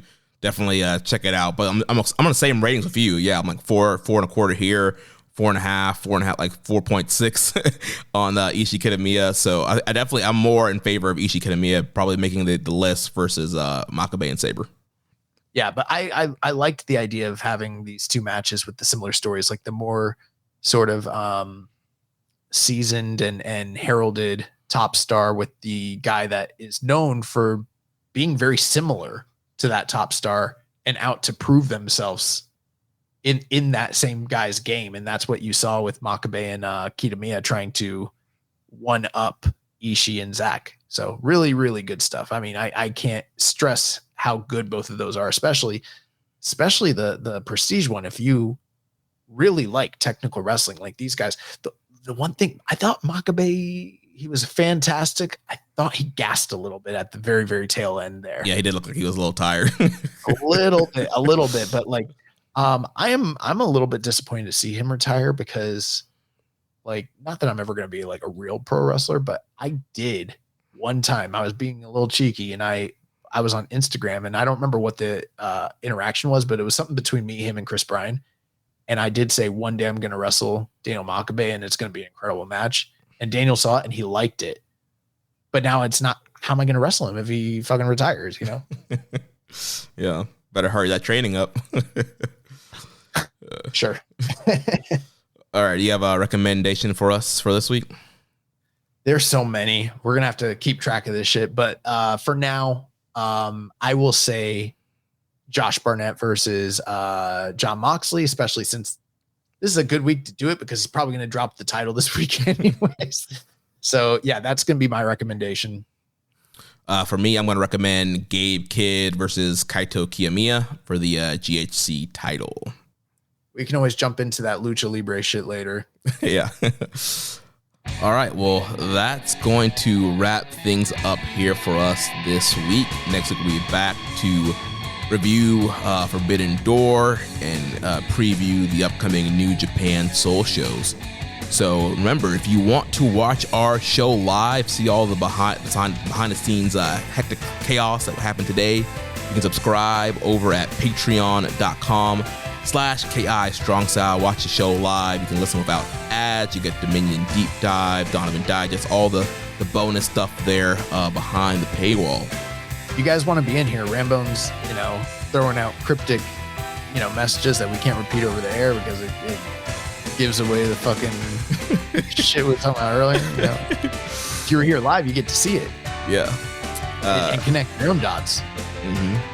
And you can also make a donation by visiting socialbucks.com/donate. Click on the donate button under the Keeping It Strong style logo. Make sure you get us on social media. On X, follow us at KI Strong Style. Follow the network at SoSuplex. Follow me at Jeremy L. Donovan. On Facebook, follow us at facebook.com/SoSuplex and the Wrestling Squared Circle Facebook group. On Reddit, I am the Pro Black Guy, just keeping it strong style. On YouTube, we are at Social Suplex. Join our Social Suplex Discord server to interact with us and other wrestling fans. You can email me, Jeremy at socialsuplex.com. Check out all the shows that we have here on the Social Suplex Podcast Network. One Nation Radio, hosted by Rich Latta and James Boyd. All Things Elite, hosted by Floyd Johnson Jr. and Austin Tumowitz. Imp's WWE Adventure, hosted by The Implications Matthew Mayer. Wrestling Art with Chris Things. Tunnel Talk with Allie, Ann, and Leah. And the Trish and Sarah Wrestling Podcast.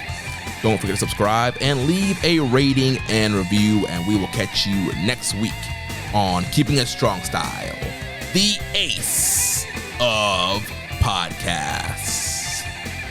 Ichiban. Thank you for listening to Keepin' It Strong Style.